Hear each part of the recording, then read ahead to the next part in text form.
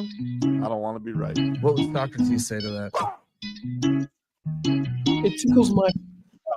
Okay. Goosies. I don't have hair. Ooh. You got Marcos. That's not. No, that's not right. Yeah, That's true. You do got me. Get over here. Hey. What?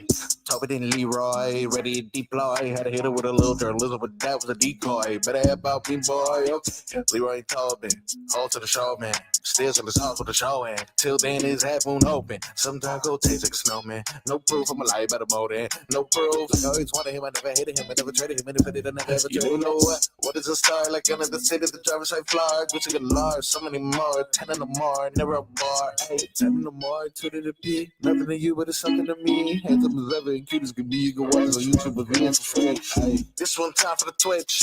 This one time for the text. This one time for the phone line. Whole time, what they gonna do next? You know, I just wish you guys would stop the quibbling. Love the rats. You think it's a problem how much my happiness is connected to the Miami Heat? Like, is that a healthy way to be living? Because I got my joy back yesterday. Well, here's the deal. It's hard to tie in your happiness with the Miami Heat as of right now because there's too much uncertainty. I disagree, though. But you want to know what is certain? I know I got Jović, dude. I got him. Yeah, but here's the deal. He is so Leroy. Can I just say? Yeah, he's so much fun to watch. I love him. He can play a bunch of positions. He can play the point. He can back somebody down. Like, but here's the problem. Next game, he might play 15 minutes. You said that about Kel'el. I'm telling you, dude. You said that about Kel'el. I'm telling you right now. Okay. We are in a moment right now. Okay. I'm so scared of that. Heat fans need to realize in a moment when a moment is happening. And I'm telling you right now, the franchise is getting turned over to this kid. I'm telling you. Something is. Don't look at me like that. You rest off the ship on Bam? Yeah, I was gonna say we're just no. Bam's here. Bam's here. Okay, but this is his franchise now. So Bam is gonna be UD. No. Bam is not turning UD. That's a bold statement. It's not. No. I'm not. Wait. Hold on. Let me fix that. Let me fix that. I don't mean 17-year vet UD. I'm talking about UD when he was starting. I'm telling you the way this kid is. The way that he's able to get his teammates involved with sick passes. But then last night, Steph Curry is starting to do Steph Curry things. All right. And he's blowing. First of all, he put Niko on skates, but blows past Niko and Bam, brings him to within one. And Niko says, back-to-back threes, get Steph to foul him for a 4-point play. And the young Serbian gives him the old DX suck it chop right while he's laying down in front of it. Was very inappropriate, but also wildly hilarious. And he tells this legend, hey, you know what it means. You know what it means. And I'm telling you, dude, there's just a confidence this kid has played with. There's a demeanor that he plays with. Something about him that just feels like something's flipped. And his teammates love him. There was some point yesterday where he gets a basket. There's a steal and he gets a bucket. And then he starts looking towards the bench and gets very upset with himself. And I can only imagine it's because Kevin Love had a bit planted for him that he forgot to do. And he was very upset. Dude. Or he didn't dunk it. Maybe. How you going to be 6'10" and do a layup? It's possible. But I'm telling you, Leroy, we are here. The Jović, the Jović era is upon us. And don't look at me like that, Marcos. You're shaking your head. I'm looking at him. I'm looking at him. Crazy. Marcos, it's not crazy. Yeah. Marcos. Yes. We've been down this path before. This is like amazing turnaround Time. It's It's not amazing. It's not amazing. First of all, Bam was awesome yesterday. Okay, and you didn't apologize. I wouldn't say. And by the way, I just want to say something to you personally, Frog Boy. Yeah. You're bad people because you pestered me and bullied me into Bam Adebayo takes yesterday, which I am not proud of. No way, dude. And you want to know what happened yesterday? Yeah. cooked the Warriors. Okay, That's so what happened. What is this? Is a response legacy game? No, What is this? no, it wasn't a response. It was a bounce back game. It was a bounce back game. Well, it didn't help that he had Draymond Green in front of him. I didn't force you to say this. I'm going to tell you. Bio, Bismack Biombo, samesies. Wow. I'm telling you, last night, huge bounce back. Huge bounce back. Huge bounce back. Jaime Jaquez has found his way. Okay. All right. Jaime Jaquez. Bam called it. He said a breakthrough was possible. He did say that. That was the breakdown yesterday. Wow. They all go into the locker room. Mm. All right. They gather around. They go 1, 2, 3. Breakthrough. Yeah. Can I just add to this? That's to the point. Wow. Can I just add to this? Yeah. Everything you said about the players is awesome. Yeah. But we all know what's coming, dude. No. Like you say no every time, and then a player or two will be sitting on the end of the bench for 3 games. Leroy, there's no way. You said that about Kel'el when he had 25 and he played 13 minutes in a 49 a double overtime game. First of all, explain that then. Explain why I shouldn't feel the way I feel. Because I'm telling you, we're watching a turning of the tide here, and the young bulls. Hours? Yeah. Well, no, it's been happening. No, because here maybe they got all those minutes for one reason. Because the night before they played double overtime. So Spo, and now we're gonna go back to normal.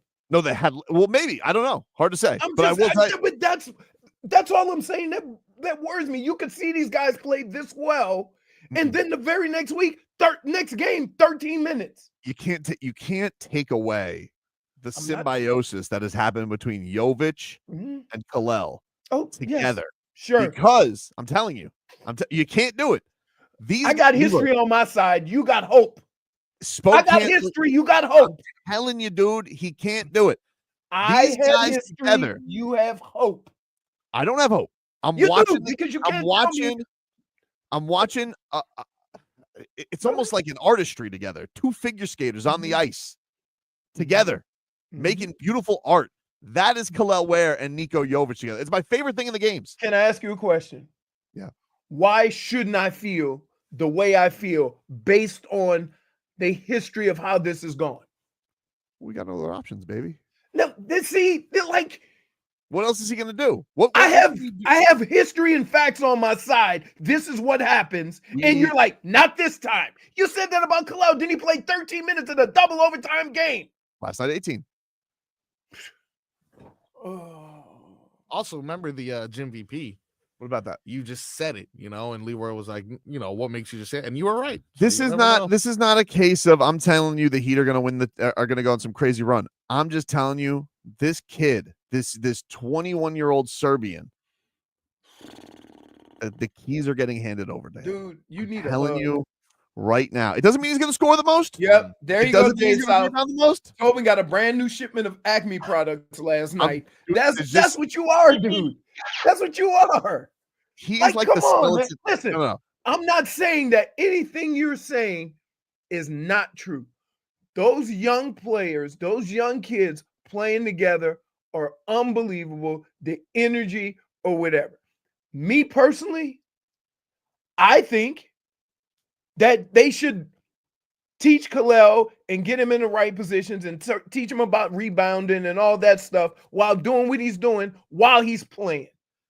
Okay? I think that's something that you learn by playing over and over and over again and people getting on your case about not getting rebounds. Not going to Sioux Falls when you're taller than everybody and you can dominate them and you get 15 He's not rebounds. going to Sioux Falls, though. Forget the Sioux Falls. Okay, It was one trip. That being said, there is no reason in the world that Kel'el, the tallest, most athletic tall this team has, should not be playing more than half the game. It's happening. It's going to happen. I'm telling you. But I have history that says, no, it's not. It you know what's going to happen when they have 8 players and he's the only one available. I'm telling you. Then he's going to play 35 minutes. He's going to get like 27 points, 10 rebounds, 3 threes, and everybody's going to do like you're doing. And then the next game, he's going to go back to 13 minutes. No, Oh, because this here's is the what thing. has happened for years with this man. What I are know. you talking about? He doesn't have a choice now. Like, this is his bench Why spot. not? Why not? Because the We said chemistry this between before. Leroy, the chemistry between him and Jović is too good. He's not gonna 18 minutes of chemistry. How long is a basketball? You got 30 more minutes. You need some more chemistry from somewhere to win basketball games. Niko yesterday played 34, so he let Niko get the run. I'm telling you, Kel'el's gonna get more run. Okay. These guys play too good together. Okay. All I'm saying is you hope. I'm saying history dictates that won't happen. And you can't tell me I'm wrong because I have a history of this happening since Spo has been a coach with bigs. Now, all of a sudden, after all these, how long Spo been coaching? 18 years. 18 years. After 18 years, now you're going to tell me it's different this time? Yeah. I think it's different this time. Okay. Okay. Again, you have hope. I have history. I'd say you guys make a wager. What do you mean? Like a minute total. Together, they have to play this amount of minutes. Can you find that? Is this too complicated? Because you're very sure this is going to happen. It's just Kel'el. It's just this Kel'el. is not Jović is going to get his minutes. I believe Jović will get his minutes. Yeah. It's Kel'el. And the My only reason biggest why take is on Jović is the getting Jović. his minutes because the alternative. I can't trust Spo quite on the Kel'el There you thing. go. See, but that's far because off. Kel'el might go a game where he doesn't get a rebound. Spo gets petty and he sits him. Hey, but I am telling you. But I will tell you, sound like he agrees with me. No. I understand your mistrust. But I'm telling you, Leroy, I'm telling you right now, when those 18 minutes they play together, yeah, it's the greatest 18 minutes of Heat basketball every single night. Okay? And I'm telling you, they have a chemistry together. The youth, and here's the thing. When was the last time the Heat were this big when those two were in the game? Oh, right. I don't know. I'm right. But that's what I'm saying. So if they can just get Kel'el, hey, Kel'el, like, we appreciate the blocks and all that stuff. Get the damn rebounds, dude. Be athletic and get rebounds. So yeah, like, man, by the way, there's so many options, I think. Like, I don't know what the reasoning is, but don't we feel like there's options they could put out there to make the team better right now? I think they're starting to do that. That's what I'm seeing.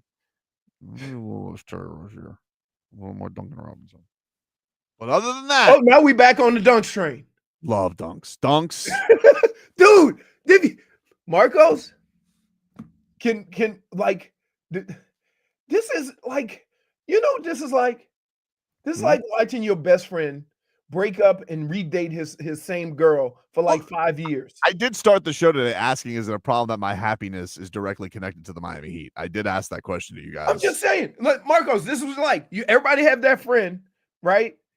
You see him 1 month, oh, me and my girl, we going to Cabo. And then you see him the next month, nah, we broke up. See him the next month, oh no, we back, dog. It was just a temporary thing. But we worked it out. And everybody have that friend. We're not going to Cabo. This is you in the Heat. No, this is you in the Heat. This is you with dunks. This is you, like, yeah, man. Because tomorrow, listen, the next game he'll go 1 for 7, right? Mm-hmm. And then the Heat will lose because he went 1 for 7, and you'll be back on the other side. No, dude, because teamwork makes the dream work. And the thing that I love about Duncan is not even his shooting. It's the fact that he's the only guy on the team that passes the ball to Bam Adebayo, which gets him into his comfort zone.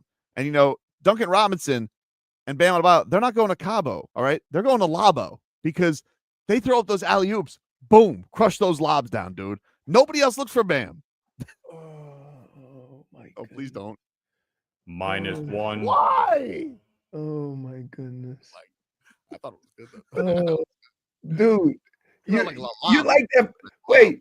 Hey, dude, we need, this is like, we got to take you out for drinks after trying to get back with your girl again and say, dude, just let it go. Dude, I'm on very little sleep. It is. I'm on very little sleep, okay? No, but I'm just saying, he takes all the players that you're praising, you're going to send them to the Utes in a couple of days.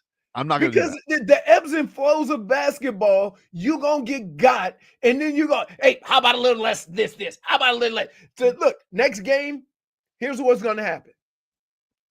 Terry Rozier is going to have like 20. Right? Hold on. He's going to have like 20. He's going to make some stones threes, right? And then you're going to come in and then, that combination with, did they give him in the spots? And oh my goodness. Like, relax. Stop. I'm relaxed. You're not relaxed. I'm relaxed. Dude, I'm relaxed. It's I'm like just we're watching you drive your truck down the icy road and your brakes don't work. And it's not going fast, it's going real slow. And we know you're going to crash, but you won't jump out of the car. Whoa. You telling me something? You won't jump out of the car. You won't save yourself because you want to save your truck.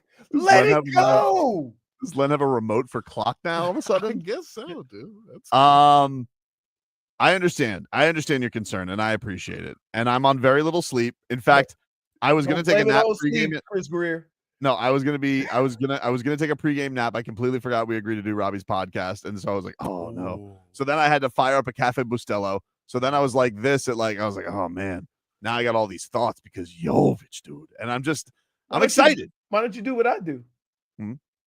Get up and watch the rest in the morning. Nah, I gotta watch it live. I'm not a big. But the people don't know. No, I know the people don't know, but I like watching it live. Okay. It was a fun day of the NBA too yesterday. Oh crazy. my goodness. Oh my goodness. Trae Young. Look, wait, Trae Young is unbelievable. I mean, he made it like it was nothing. But did you see the comments about this dude now wanting Zion? Who, me? Yes. What are you doing? I'll tell you about that coming up. You will be miserable. WQAA.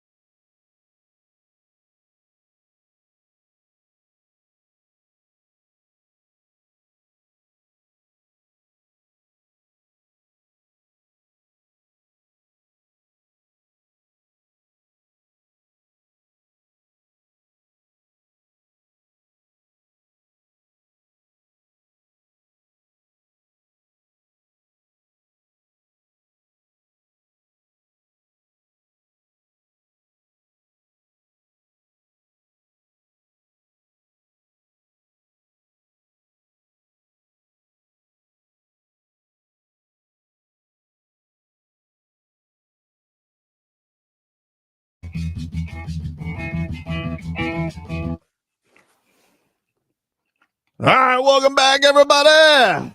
Tobin and Leroy here with you, 560 WQAM. Our headlines always brought to you by Derailed Hyundai. Derailed Hyundai, choose over 1,300 new Hyundai miles in inventory like the Tucson, Sonata, and Palisade. Remember, when it comes to Hyundai, the great deals are at Derailed Hyundai. Panthers back on the ice tonight, taking on the Utah Hockey Club. The Utes. The Utes. 10 o'clock. TNT tonight.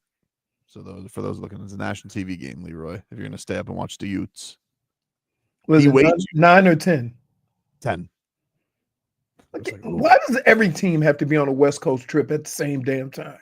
I don't know. I'm tired. I mean, why don't they stagger them? You can watch continuous South Florida sports. Exactly, dude. 100%. Isn't that always the case, though? Aren't they always playing the same? They're all right. They have been on the same day. The last time the Panthers played the Avalanche, it was the same night as the Kings game. And I had the Panthers on TV because because of the Channel 9. So I was like, all right, I got that on. I had the Heat on the laptop, and then I got the last fourth quarter, which was my heartbreak. I watched alone. But dude, I'm telling you. What? You need to. I'm relaxed. It's a long I really season. don't think I'm overreacting here. But you and I are Jović guys. We've seen this with him. Dude, nobody has. Listen, here's my deal. Jović has been a professional basketball player almost as long as or longer than Bam. Mm-hmm. So don't tell me he don't know how to play professional basketball. They asked him last night, Eric and John asked him last night about passing us. He was basically like, nonsense child. But I don't understand why we do that. You ever notice European basketball players pick it up quickly? Mm-hmm.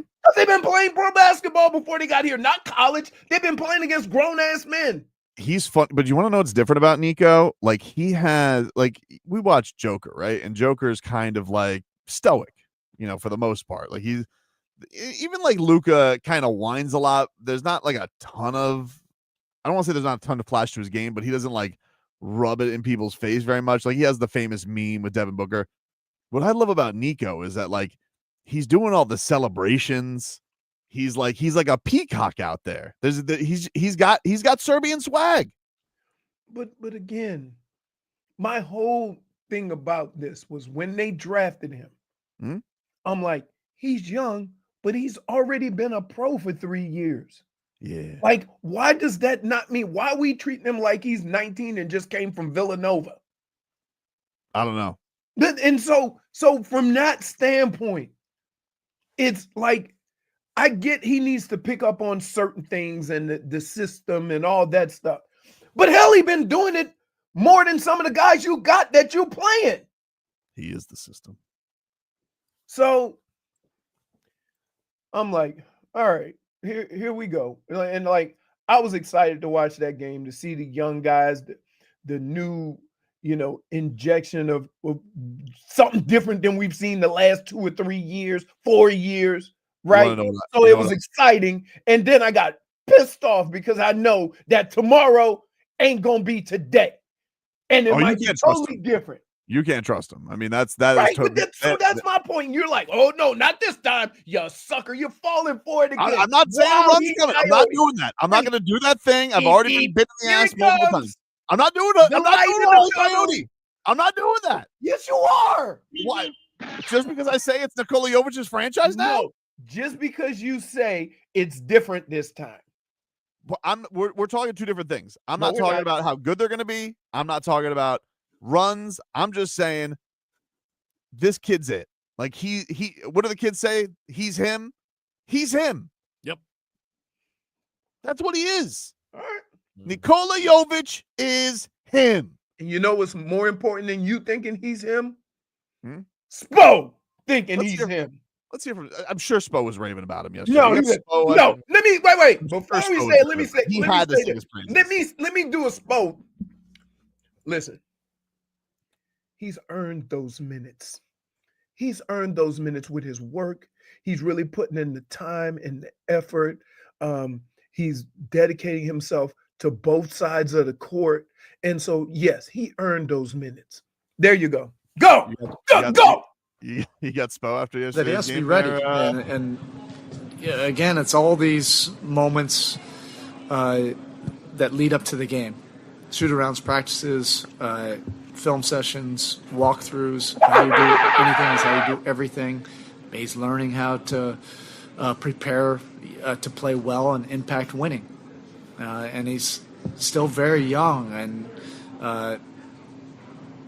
he wants to do it as a competitor. And so we're seeing growth. I don't want to say too much about it because I just want him to continue, to make strides and not take any steps back. Wow. Thank you. So tomorrow and next week, when we have another comment, another young player balls out, when Kel'el has, 20 and 10 or something like that, come to me. Don't go to Spo. Come to me. There's been hearing this for years. Okay, but there's one little difference here. Spo didn't want to say anything, which kind of means work. No. Film work. Let me ask you a question. What if film work got you buckets? Okay, but the end there, when you were raging, okay, Spo said, I don't want to say too much, which means he's thinking it. He doesn't want to say it because he's thinking it. Dude. Don't want to give him too much credit. Doesn't want to give him too much credit. But he's thinking it. But I'm telling you right now, I think right now, the Kel'el, he's earned his minutes. I understand. Coming.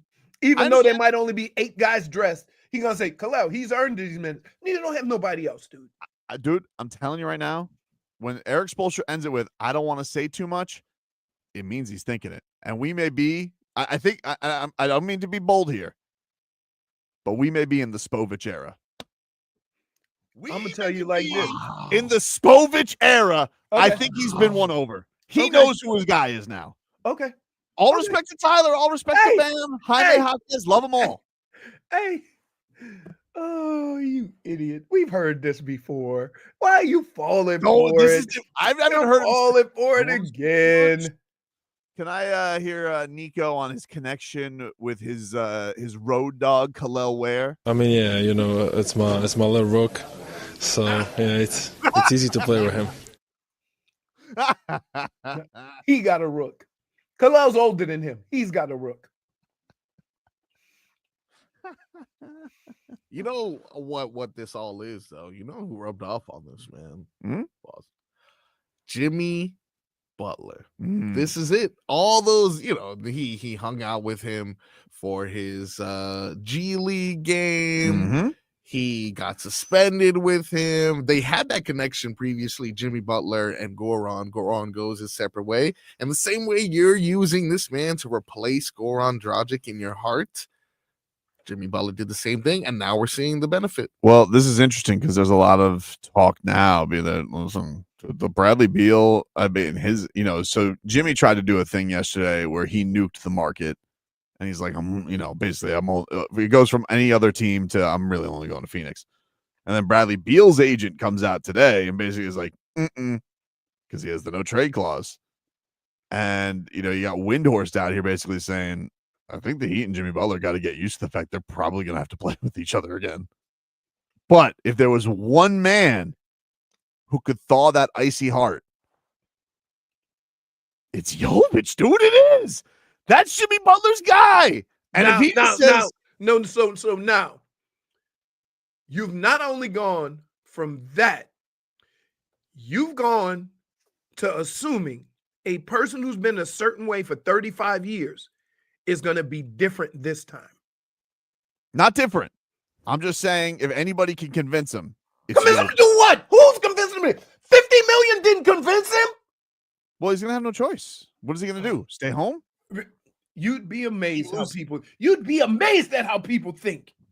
You're going to continue to just lose millions of dollars? Okay, real talk here. We're also talking about the same guy who came out and said, I'm just going to ball and deal with it after the season. Understood. Couldn't be trusted. So you fall for it. You fall for it. So you telling me if Jović have a conversation with Jimmy Butler, that's his guy, that everything's going to be smoothed over? I think he could, yes. You believe this nonsense? I think if anybody could do it, he could do Tobin, it. stop. All right. What are you We have to take a doing? break anyway. Oh my goodness. Back after this. Hey, it's Solana, and the big game.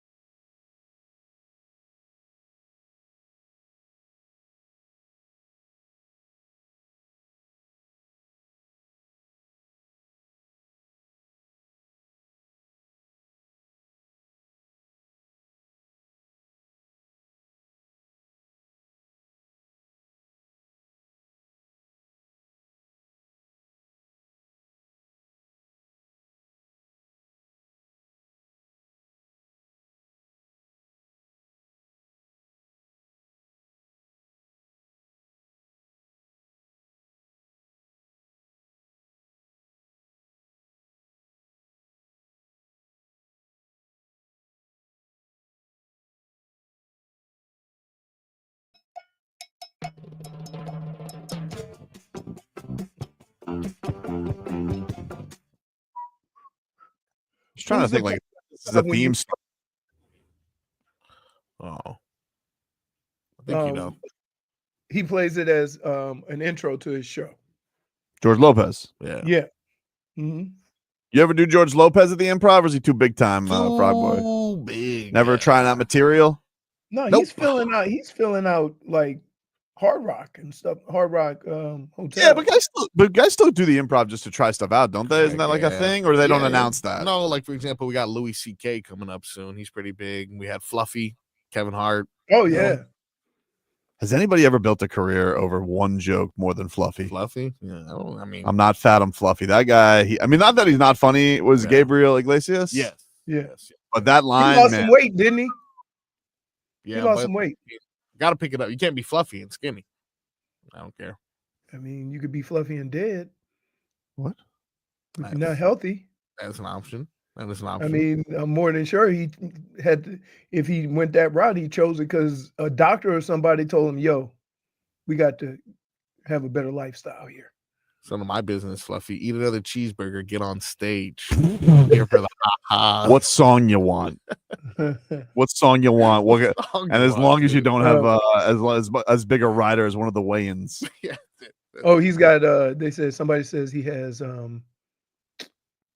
diabetes.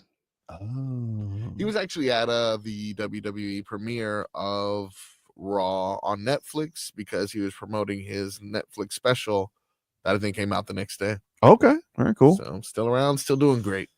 Everybody was very excited about that wrestling being on Netflix. Man, pretty good. Hey, no buffers. So I know Jake Paul was angry. I don't think Jake Paul, because you know what, the buffers, everybody knew that the fight sucked. It's almost like that gave it more discussion than the fight sucking was Netflix being ruined. So it kind of worked out for them. Mm-hmm. I mean, this happened. Keep in mind, this also happened with Prime their first weekend of football. They did, yes. So, they did. And I mean, what did they say? 68 million people saw the Tyson ball fight. And then the Beyonce thing went off without a hitch as well. Sure did. So sure did. We'll get into hour two. We'll get into the press conference from yesterday with the Dolphins. That was a doozy yesterday. But last night, I don't want to yell no more today. Last night was because you already got me going. Why, dude? I don't mean to. Can I? You know what? I got a trick to make him happy. Better Leroy, not be Terry Rozier. did you see what LeBron did last night? Oh, don't you love LeBron? Did you see what he did last night? No, they lost. Oh, but you didn't see the highlight everybody's talking about? Mm-mm. Dude, there was some sick ass dunks yesterday. Really? Not first of I all, saw the LeBron one. Dude, that LeBron one. That's one of the best dunks of his career. It really was, dude. Leroy, I gotta send it to him. Man. He switches hand, goes windmill, midair.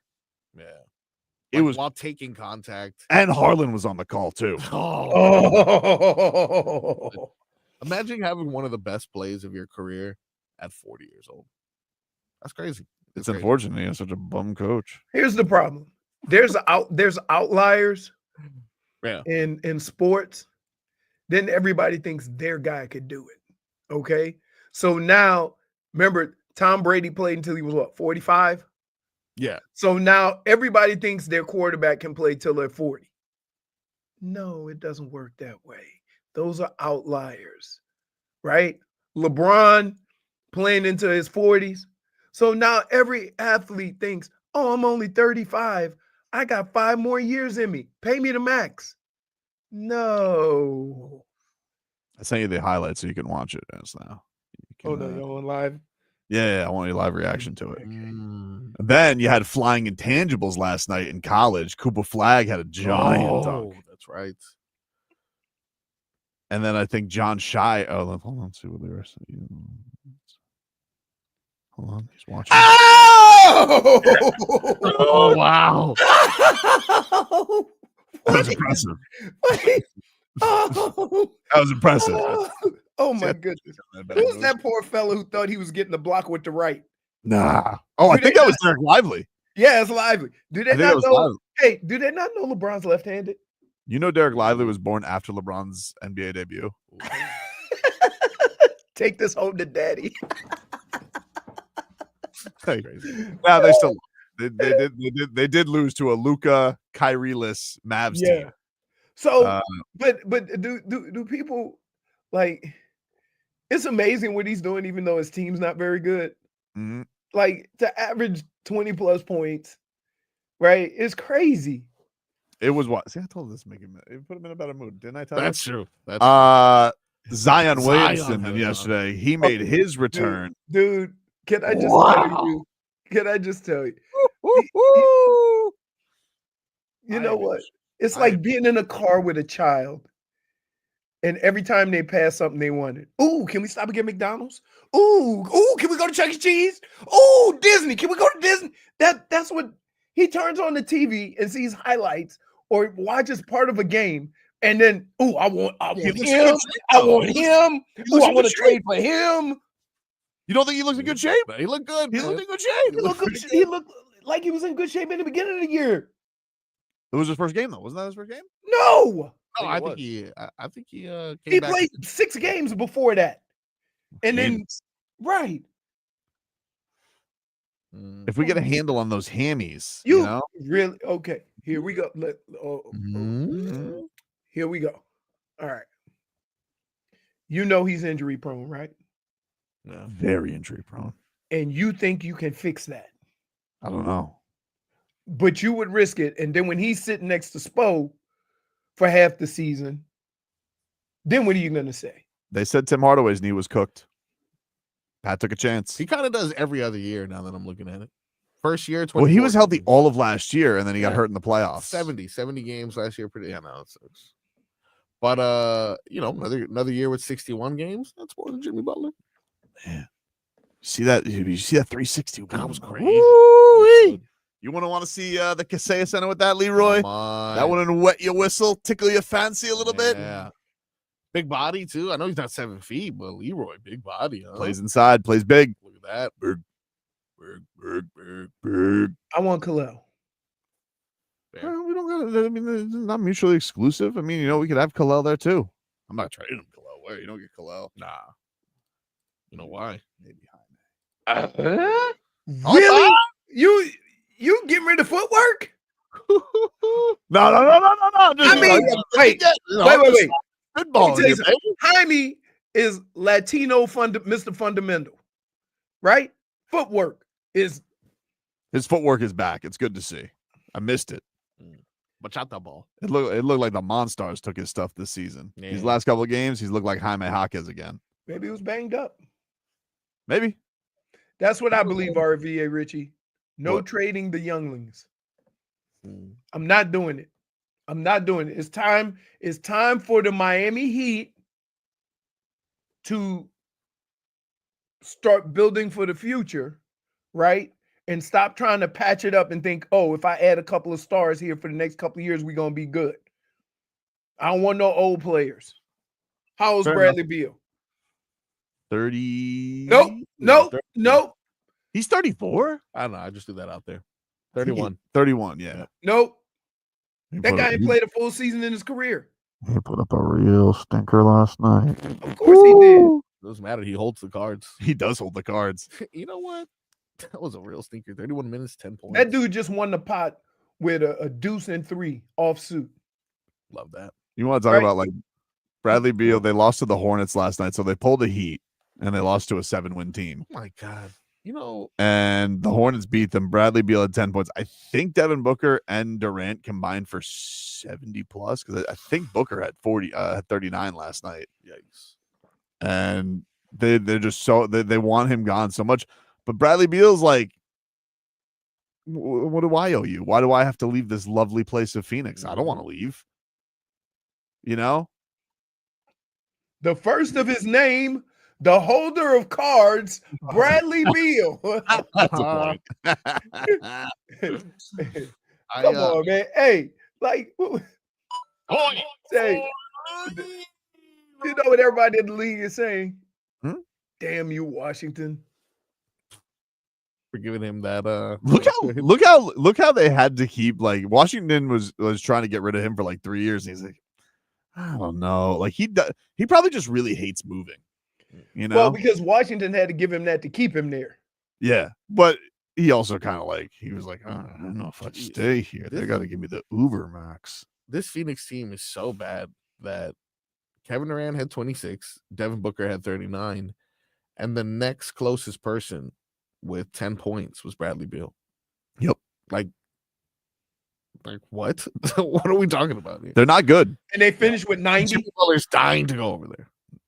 Yeah, because they got contract in hand waiting. Hey, you get Bradley Beal's contract. So in all of this Jimmy Butler stuff. Yep. And everything that he said, right? His actions are showing what it's about, right? Definitely. Can we all agree on that? Agreed. 100%. Okay. And so if that's the case, anybody that would give him the extra years, he would go to. Right. But I think that this is the only team that's definitely like, you get it when you So come his here. agent has probably searched the internet and looked at what teams could possibly do it. Mm-hmm. And that's how he figured it out. Well, because here's the thing that the Suns are in the situation right now with the Bradley Beal contract. Okay, their team sucks. They traded for him. But the money that Bradley Beal currently has left on his deal is the exact contract that Jimmy Butler wants. Maybe a few million here or there, but it's like the same money. So if they lose Bradley Beal, they pay Jimmy Butler. There's no difference. You in effect would be paying Jimmy Butler more than you're paying KD and Devin Booker.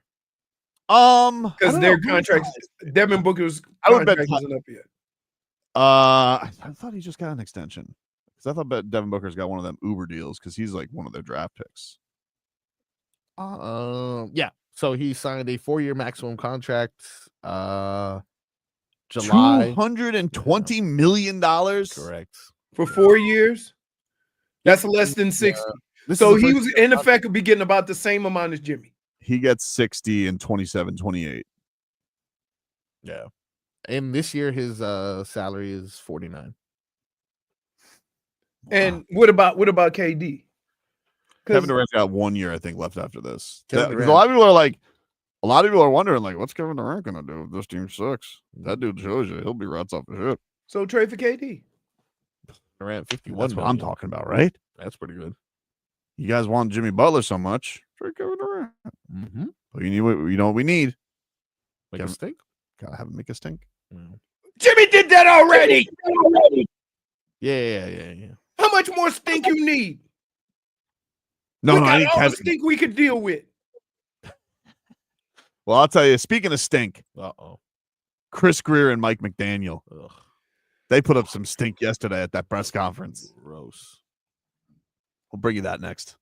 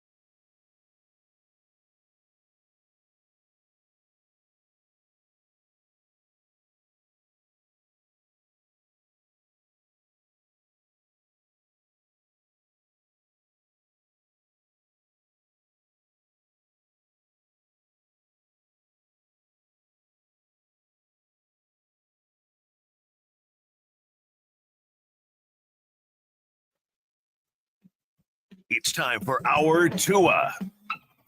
It's our Tua. It's our Tua. It's our Tua. Tua, Tua, Tua. Tonga Vailoa.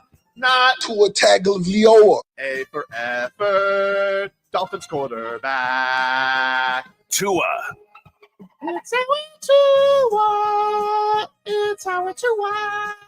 Tua. Tua, Tua, Tua.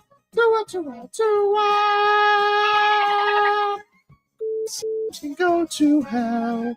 Tonga Vailoa. Dolphins quarterback. Daddy loves you guys. Our Tua with Tobin and Leroy. Hour 2 of the program, ladies and gentlemen. Tobin and Leroy here with you. 560 WQAM. We take you up until 2 here on the program. It's a brisk day out there. We got our hoodies on. Marcos looks like Art Basel. Art Basel. What kind of hoodie you got on, Leroy? What is that? Just your red sweatshirt? It's orange.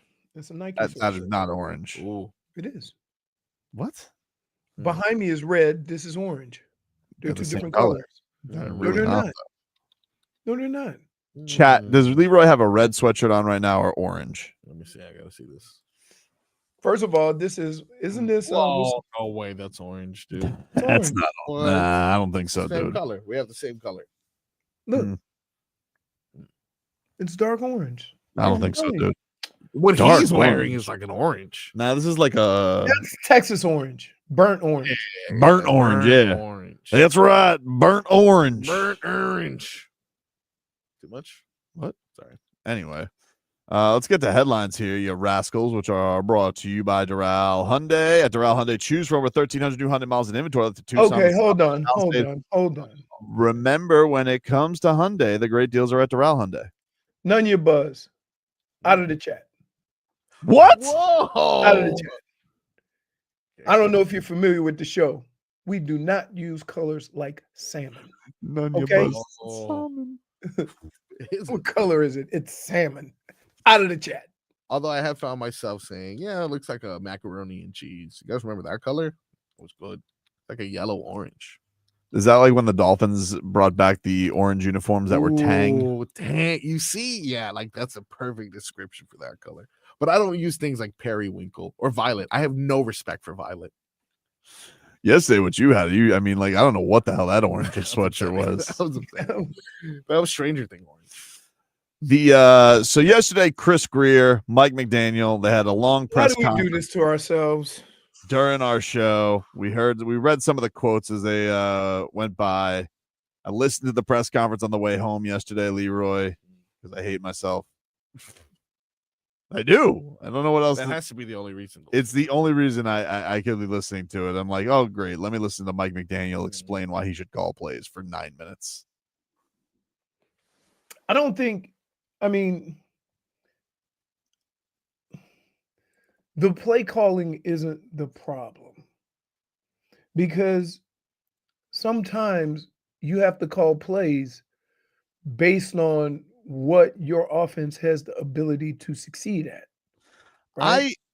The thing that I got from him yesterday, and the thing that kind of bothered me over the last couple of days, and I know you mentioned that like this should be a player thing, right? Is the whole idea that it kind of feels like his players are walking all over him with like people being fined multiple times. It sounds They're only like talking about one person. I would think that they're talking about one person, but that person's one of the faces of the team. Okay. And like, how does he not corral that? Here's dude, there's certain people, if you let it go once, it happens forever. Like, you can have a conversation with them and they're like, what are you going to do? I make 30 million, you make 5. Right?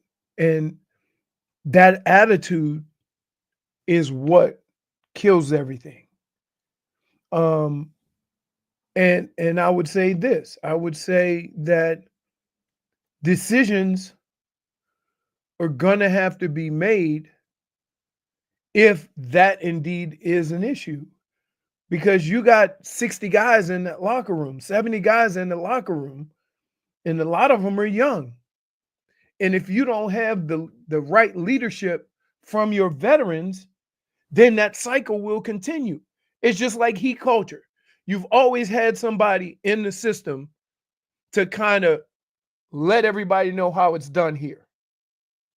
If you don't set that tone and have people that can relay that message to the rest of the team, then that is the bigger issue. So does it mean that sometimes you get rid of star players because you're more worried about the effect it could have on a majority of your team? Sure. Before we go that route, though, I think everybody needs to calm the hell down, from Tyreek to everybody reacting to Tyreek to whatever. People say things in the heat of the moment, and the only difference between athletes and you is that your heat of the moment things aren't recorded. And you think, unless somebody's filming it like at a public, right, you think you should know better, right? Oh, he's an athlete, he should know better. But that don't stop you from being you. That don't stop you from being human. So let's give it a break. Wouldn't it be great if we did have footage of Leroy calling the guy Danny DeVito for the risotto balls dispute? If we just have his highlights, the next clip is him laughing at the guy who fell. I ain't got no shame in my game. I'll film it for you. Clean up in all 5. I'll film it for you. Like, ain't no like, have POV Ray-Ban. Have you been able to make amends with Danny DeVito, or you're just still, or no, has he been last time I saw him, I said, "What's up, Garden Gnome?"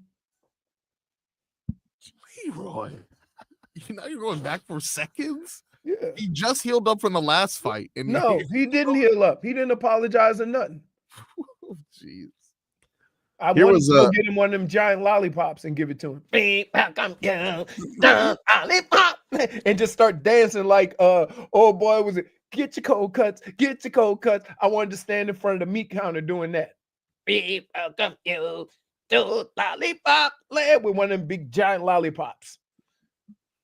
You're really hosing down people at Publix. No, I'm not. Just him. I'm friendly with everybody. You go to Publix and say, oh, look, he's a very friendly guy. He says hi to everybody. What's up? How's your day? Right. But that guy, like, yeah, you were wrong. Apologize. He just shooed me away instead of apologizing. Customer service my ass. So, yeah. So every time I see him, I give him the business. And he deserves it. Here was somebody who deserves some criticism. That's Chris Grier. He was mad at Tua because Tua's putting himself at risk and putting himself in danger, and was pretty strong at his quarterback for doing so. It was good to see his growth as a player when he was playing. I would say that the one thing that has come out of this, even this year, was the leadership part. Is all the players were talking about is the leadership and the step he's taken. And I had a couple of our free agents that come in said he was one of the best leaders they've ever been around for a quarterback. And to see where he's come from his early time here was impressive. That being said, he needs to be available.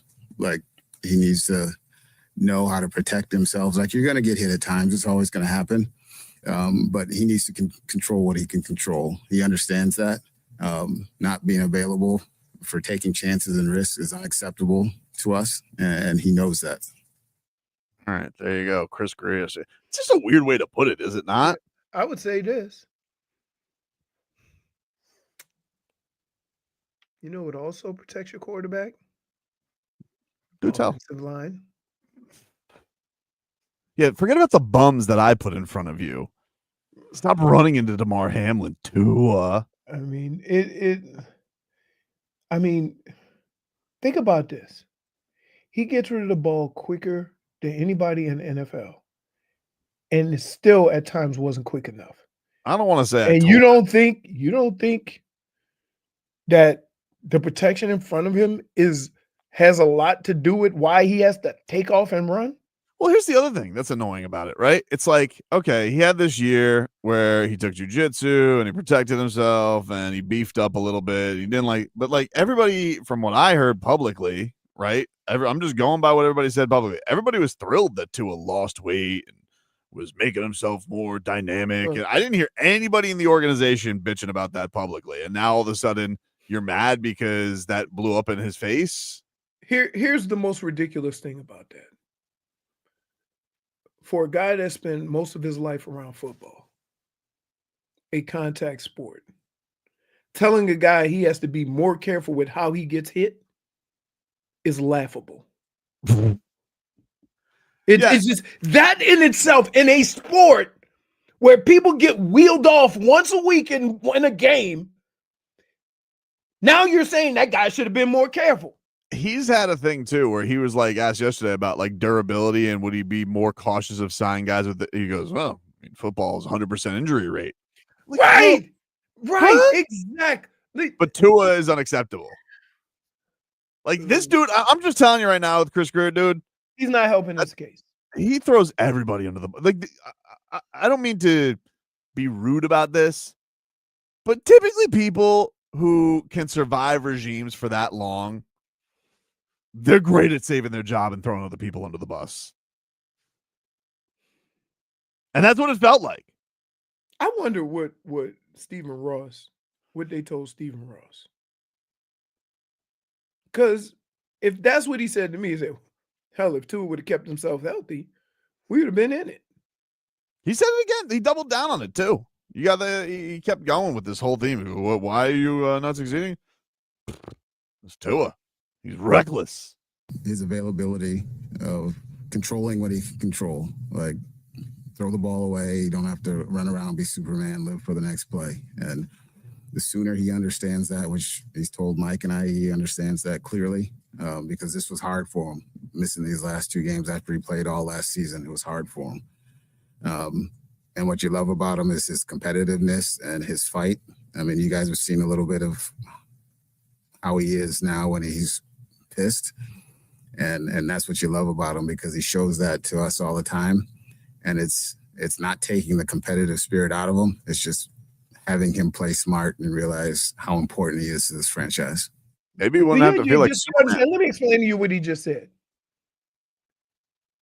Here's what a competitor does. It's 3rd and 3. You want the drive to continue. You see the first down marker. You go get it. You ain't thinking about injury. You ain't thinking about nothing. You're a competitor. You think about getting the first down. Simple as that. Okay? For him to say, I want him to still be a competitor, let me explain to you how sports works. The first time it's 3rd and 3, and he has an opening to run the football for the 3 yards, and he throws it away, I want you guys to remember the reaction. Like, I love the way people after the fact say, no, don't go get the first. Don't be a competitor, while with the other side of your mouth saying he's an extreme competitor. He wants to win. I love that the questions were good yesterday, from the media. The one thing that I would have wanted to know from the media onto is like, are you guys going to continue to do this? Like, are you going to continue to treat his injuries for optics or because he's actually hurt? Right. Because like he probably could have played 2 more games if they would have just and here's what I hated about that situation, and I told you. Okay? Here are the facts of sports. You get hurt. You have a medical staff, right? When you're healthy, you play. Simple as that. If you're not healthy enough to play, you don't play. To put him on IR, it almost seemed like they did it to look good and not to live by those rules. Right. You got to do it. You got to be consistent with it. Otherwise, you're determining what his injury is. You're determining. So who's to say if now Tua said, I can't go because of my hip, and the team thinks he could go? Right. Now what? So you can't do that. You leave it up to the medical staff. The team get out of it. The player get out of it. And when you're healthy, you're healthy. And I said that back then, and I'm going to say it right now. Nobody in that building, in that front office, is a damn doctor. So stop making decisions based on what you think is right, where a professional is going to make a decision based on what they know is right. We'll take a break. Back with more to this. I wish I'd gotten treated for my erectile dysfunctions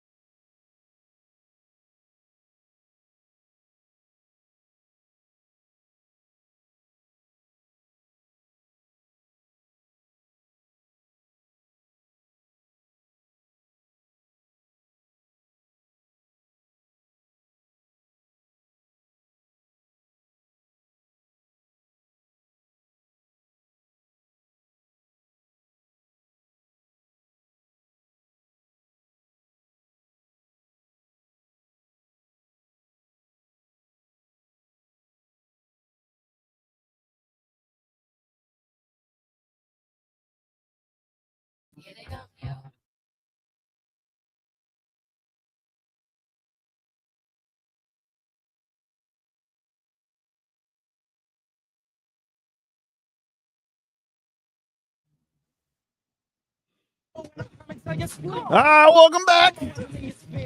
Tobin and Leroy taking you up till 2 here on the program. We got Rats Off a Ship coming on later on the show.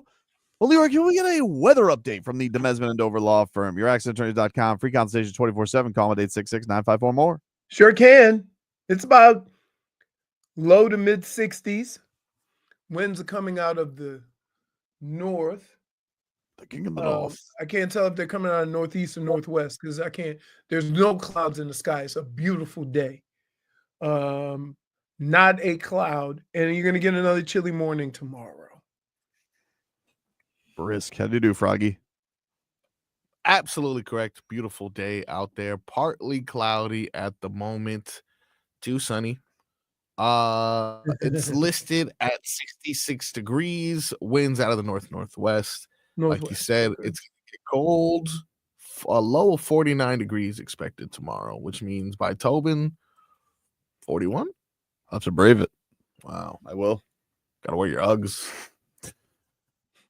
That's how I feel cute with my little furry boots. Yeah, absolutely. I try. Chris Grier yesterday addressing the media. You know what really my overall thought of it was, though? You know, CYA? Yeah, big time CYA. I thought even at times he was throwing McDaniel under the bus. I was just like, sheesh, this guy. He is he's like Sergei Bobrovsky deflecting blame. It's incredible. You can't score on this guy. But I just came out of it with just, I don't know that they won't get it fixed. Maybe they will. But I can't say that yesterday anything was said that gives me a lot of faith that they're going to get it fixed. That was my overall. It's just like, I didn't come out of that feeling great about where things are at. I felt like there was, like you said, there's a lot more CYA here than how they're going to get this thing actually righted and get the ship fixed. Here's what I would say. I would say the simple fact that he acknowledged what the issue was, meaning they have a chance of fixing it. That being said, a lot of the stuff that has to be done has a lot to do with Mike McDaniel's basic fundamental ideal behind football. And I'm going to say he probably came into it thinking he could do it his way and had some success. And I'm hoping, I can't even say for sure, but I'm hoping that between the two of them, they look around the league and see there's a certain way you have to play certain times during the game. And if you can't do that, you can't win. And that's where I hope they can get. Look, they're both smart guys. I don't necessarily listen to a whole lot they say, because what can you say? Right? Everybody who's watched the damn games can see what you can't do. It's your job to figure out why and fix it. Yeah, but the thing is like, they see, from my standpoint, I think that I would have liked if your owner came out minutes after the season was over, right, and gave you the backing that Stephen Ross did. Mm-hmm. From my standpoint, you would go in there with a different kind of a little bit more accountability. It almost felt like they were talking to Stephen Ross through the media of like trying to save their asses. And I'm like, didn't you guys like, you know, like he's up there yesterday talking about the cold weather games to Chris Grier. And he's like, well, you know, we can play in cold weather. We just shoot ourselves in the foot. I'm like, yeah, always in cold weather. Like, that's part of it. Yeah. And like, you guys can't play clean in cold weather. Right. And it's like, no. You guys are making too much of it. I am? How many times are we going to watch it? And you come here and you're like, we played that Buffalo game close. I'm like, that is great, dude. Hey, congratulations in a sport where majority of games are one-score games. You played them close. You're throwing a lot of close. You want to know when you didn't play them close? Week 2, when it looked like you didn't belong on the same field with them. Right. And right now, it doesn't look like you belong in the same division with them. And I'm sitting here being like, consolation prize. We played them close. Cool. Good for you, Chris. I just think, what do you expect? I don't pay attention to anything that they say. I don't. I understand. Words are empty to you. You're an action. Right. Because there's certain things that you're going to say that really don't have anything to do with what you need to do. Well, this is the thing, right, though? He doesn't talk a lot. He talks, 3-4 times a year, after the season, before the season, after the draft, combine. Is that like those are the times? And guess what? And I can do every press conference after all those events right now. Could you? Because the last time he stepped in front of a mic, he was like, offensive line, you guys have concerns. Hey, and then yesterday, change. you gotta go? Yeah. All right, no problem, buddy. All right. I'll fight you when I get back. Okay. But like Marcos, he's there yesterday, and he's like, well, I just said that to back my guys. No, dude. I'm like, the first one was like, oh, I was waiting for you guys to mention that. Are you kidding me? That's ridiculous. That's the path you chose to go. Yeah. Well, I just said that because I wanted to support. They work so hard. They work. I'm like, hey, okay, cool, dude. What are they, children? Yeah.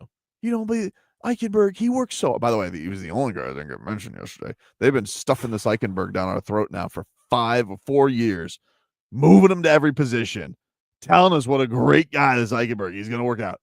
Didn't even mention him, dude. No. Good. Writing's on the wall, Liam. I'm sure. Hey, Liam, don't worry though, dude. I know you're going to be a Pro Bowler wherever you go. I already know. I'm fully aware. I'm waiting for the egg to be on my face with that one. There's no denying though. It was horrible here. Horrible.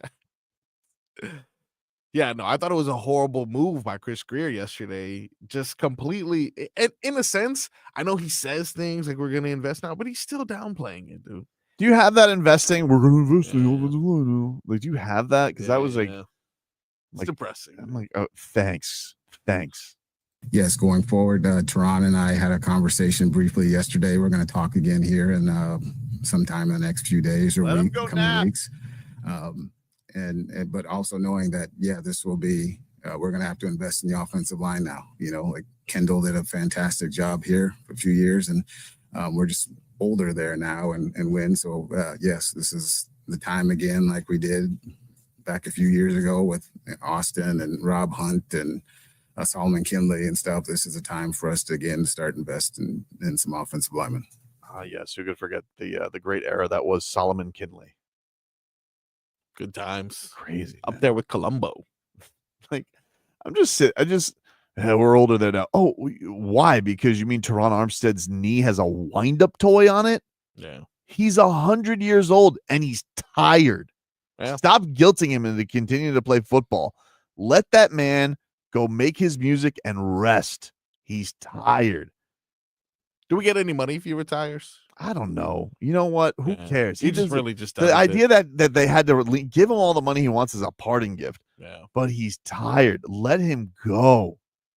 It's enough. Stop using him like he's a damn safety net all the time. He's so good though. He is really good, but he also can only play 8 games functional, Marcos. Yeah. Okay, so what about like one of those Kawhi Leonard programs where we just bring him in week 8 next year? A half season? Yeah.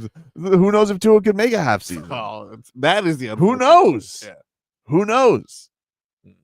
But like he sits here, he goes, Tua, unacceptable, you get hurt. It's like, look, I wanted to pay Tua, so I'm not gonna kill you for paying Tua. Yeah. But don't get mad at Tua for being Tua. Like that's great, Tua. It's unacceptable that you are yourself. Yeah. Like what? You got to take the good with the bad. You knew what the risks were. Exactly. You knew what you got, dude. But the thing is with me with Chris Grier, it just feels like all the time he looks and he goes, looks at a sheet of paper and he goes, this guy's missed 20 games in his career. I like him. He's due to be healthy. Not going to happen again. Sign him. And then when the guy gets hurt, he goes, how about that? 100% injury rate in football. But then Tua, who always gets hurt, he goes, gotta do better. Why are you getting yourself hurt all the time, Tua? Why can't your body hold up to play football? It's like, dude, it's been the same. And like when the guy, if anybody had any organizational control there, and you guys got a whiff, one of him working with John Beck should have been a red flag for the Dolphins immediately. And second of all, the idea that he was losing weight so he could scramble. Ooh. Everybody should have sat his ass down and been like, we just gave you $160 million. Sit your ass down, fat ass. Wow. I don't want you to move. You go play your guitars. You're not getting mobile. Stupid. I don't think that was a stupid part. Just slide more. You should slide more. He can. That's the problem, though. He can. It's not the mobility. He did it one time to an ovation. Yeah. He did it one time to a standing ovation. That was great. Highlight, for sure. Take a break. Back with more after this. WQAM broadcasting live from the Ed Moore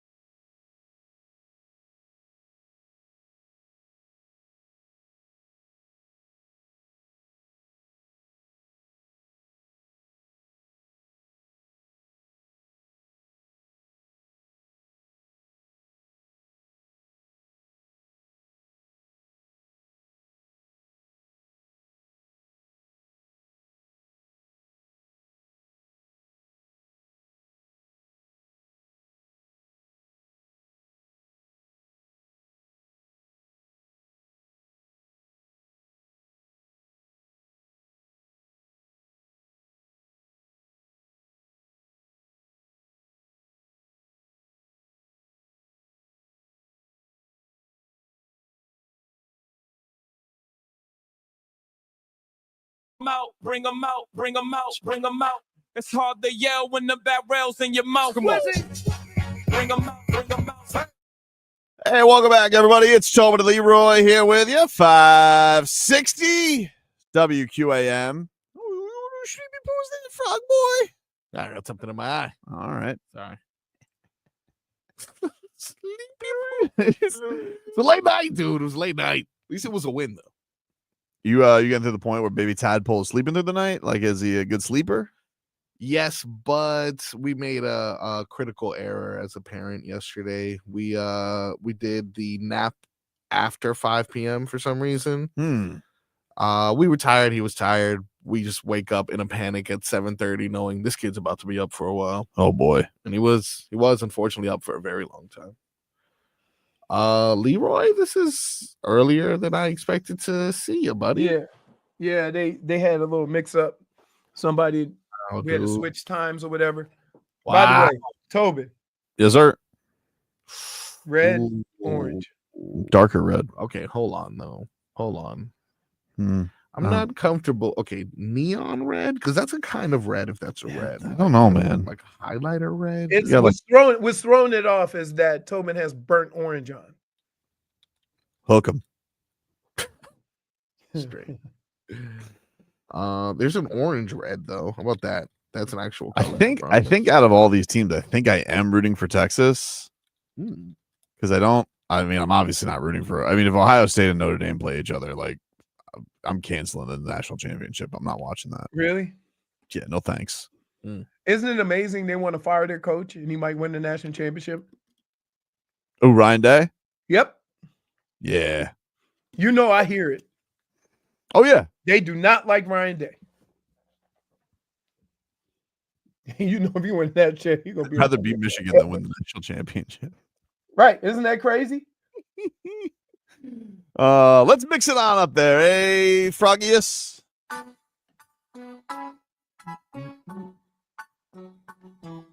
By the way, how come everybody's talking about how miserable Steph Curry is? Maybe he wants out.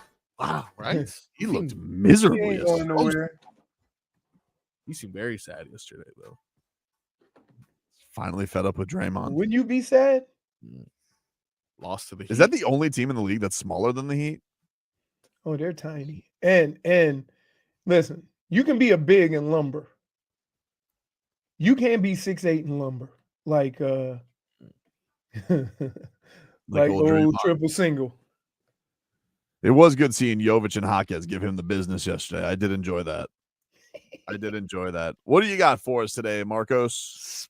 Speaking of Jović, yesterday he said something that's going to give you the goosies. Oh?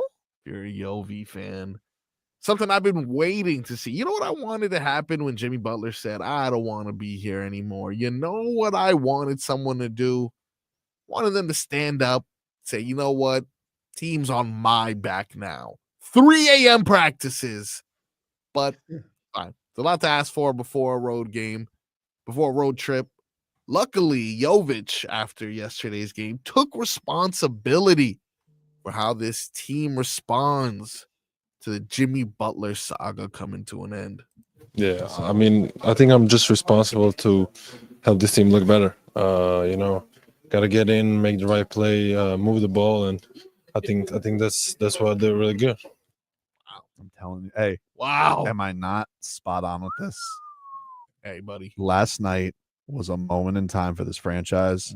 We're going to all look back. Sometimes you have games oddly enough, it is usually against Warriors.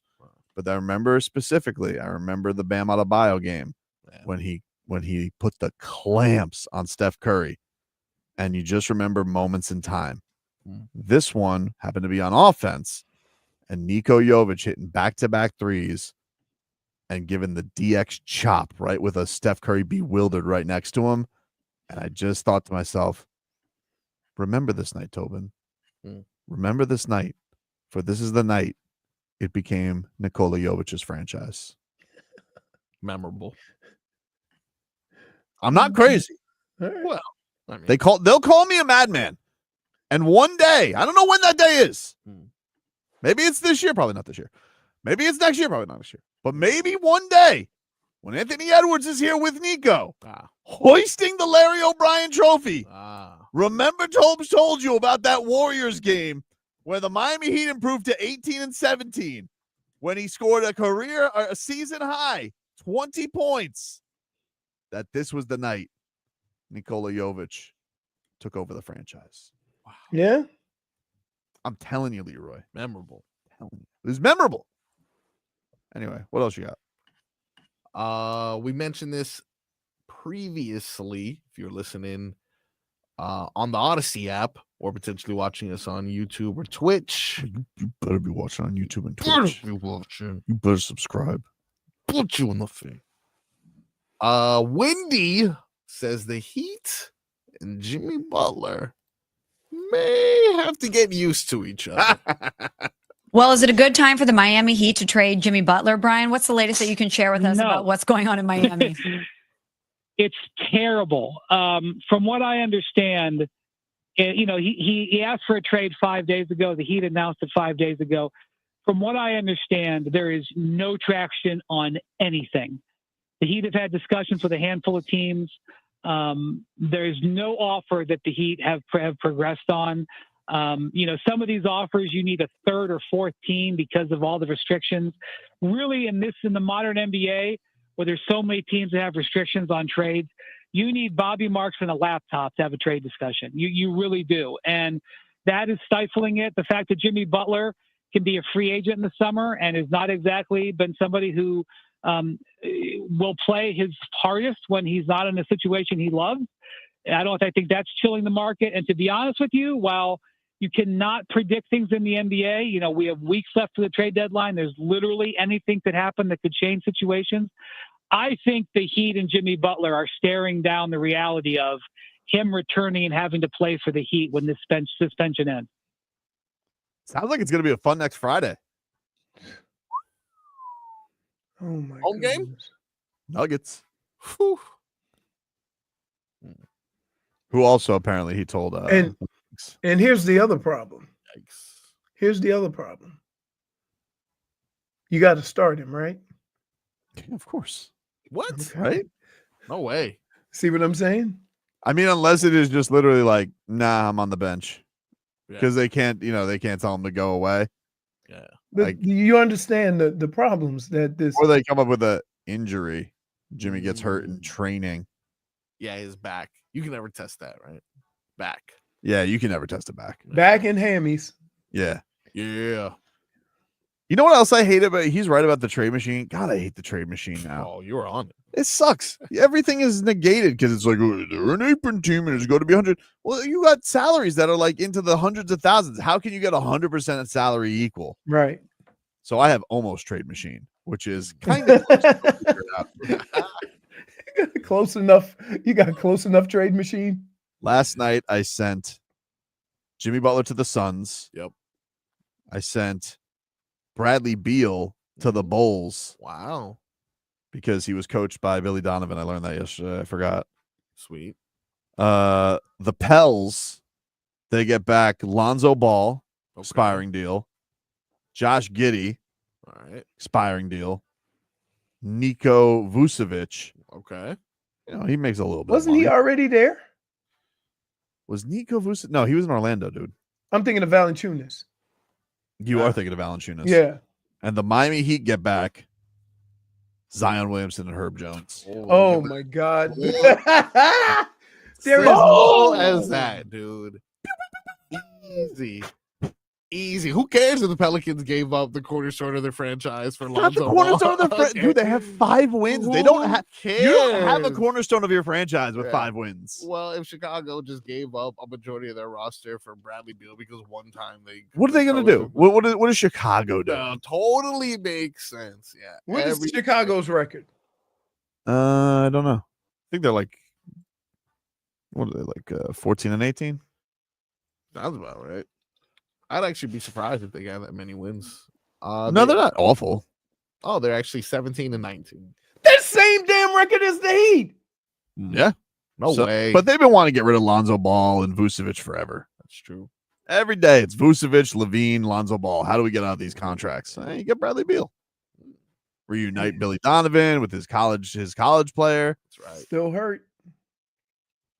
You can Just reunite you can't. It's hard to reunite a player who can't play.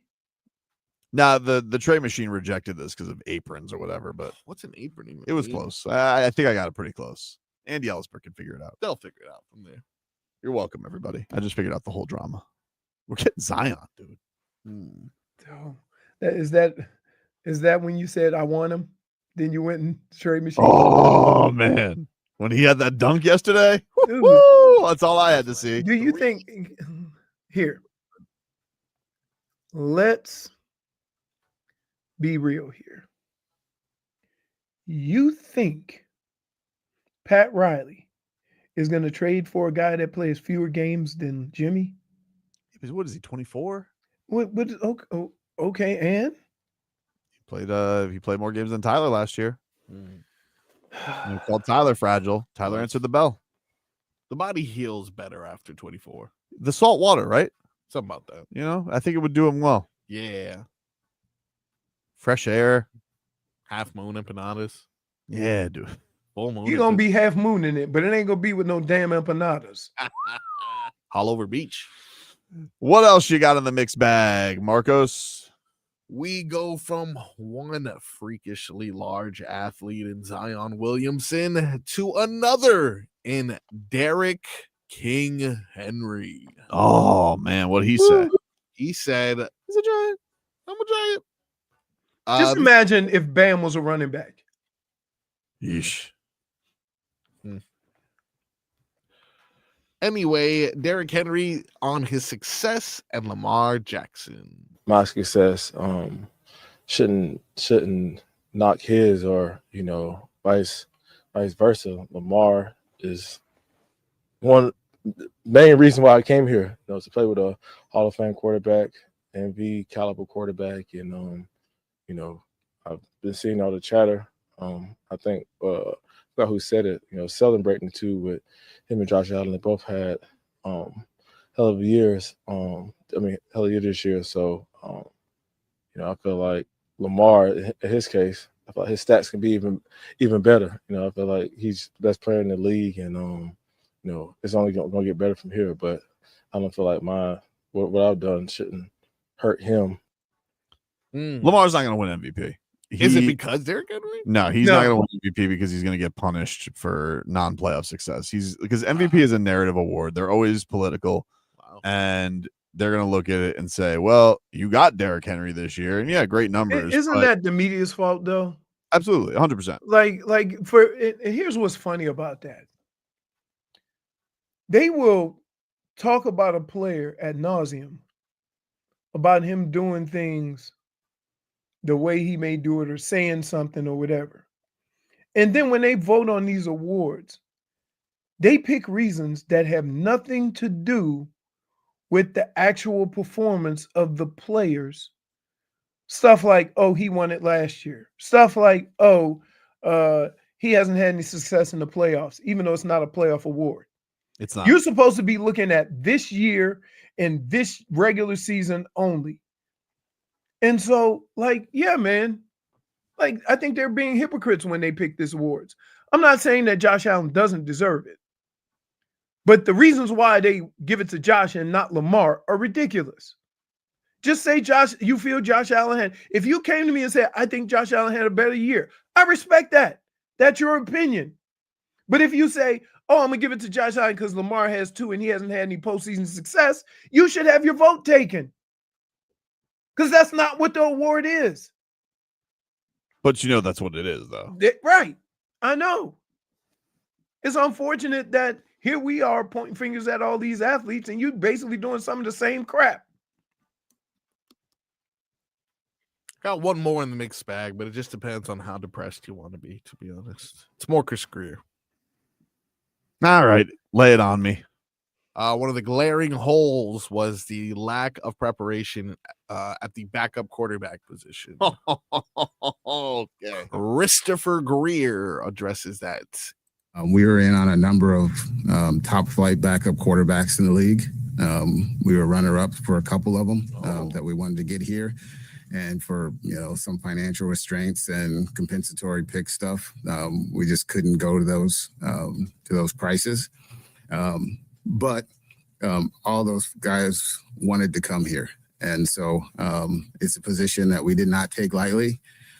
We were working through that the entire offseason, and the fact that some of those guys were willing to come here at what we could pay them, it shows how they believe in Mike and the staff and the offensive scheme and the players that are here. They're all excited about our skill group. So that's a position we will always focus on, and it will be a position that we will focus on this offseason. And I will tell you, every stone will be unturned at that position, including the draft. Let me tell you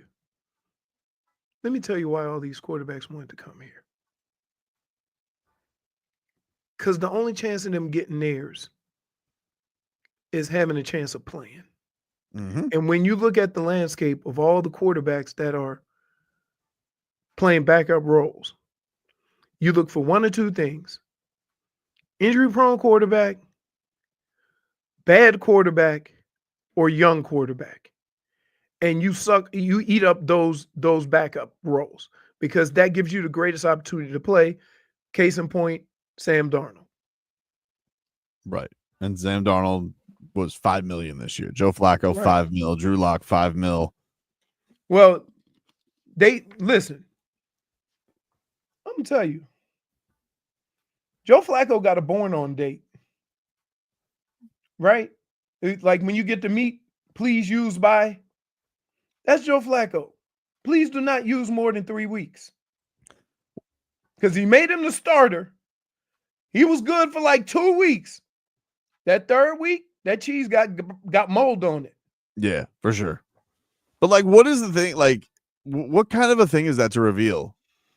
We almost got guys, except for the lack of resources we had, but they wanted to be here. Again, you're Like, listening. what? You're listening to this and understand what this presser is.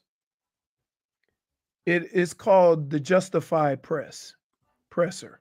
But it's just right? so unnecessary. Like, you It's- start off Of course, saying, it's unnecessary. you say, "Hey, we believe in Skylar Thompson. He let us down," or "We believe in Skylar Thompson. Didn't work out for us." Well, what is this extra?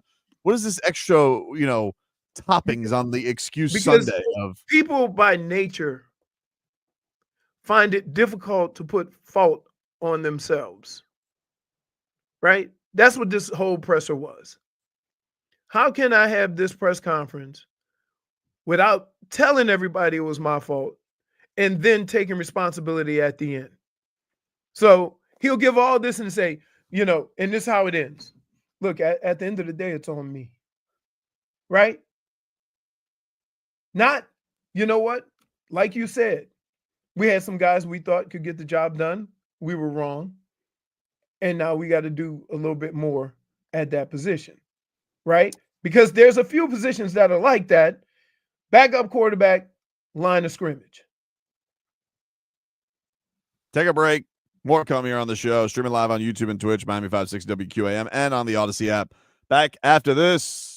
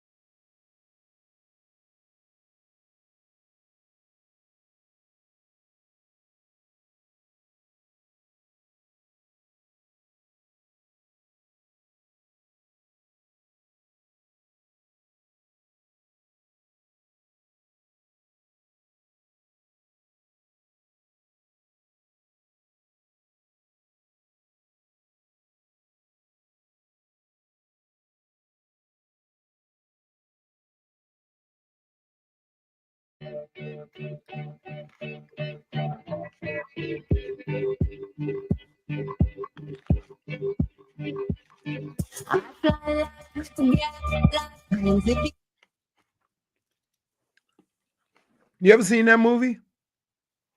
Which one? Pineapple Express? Slumdog Millionaire. What? How do you hear this in here? Slumdog Millionaire. I have never. Hey, first of all, that's where this song is from. That's not where this song. Want to bet? I do want to bet. Go.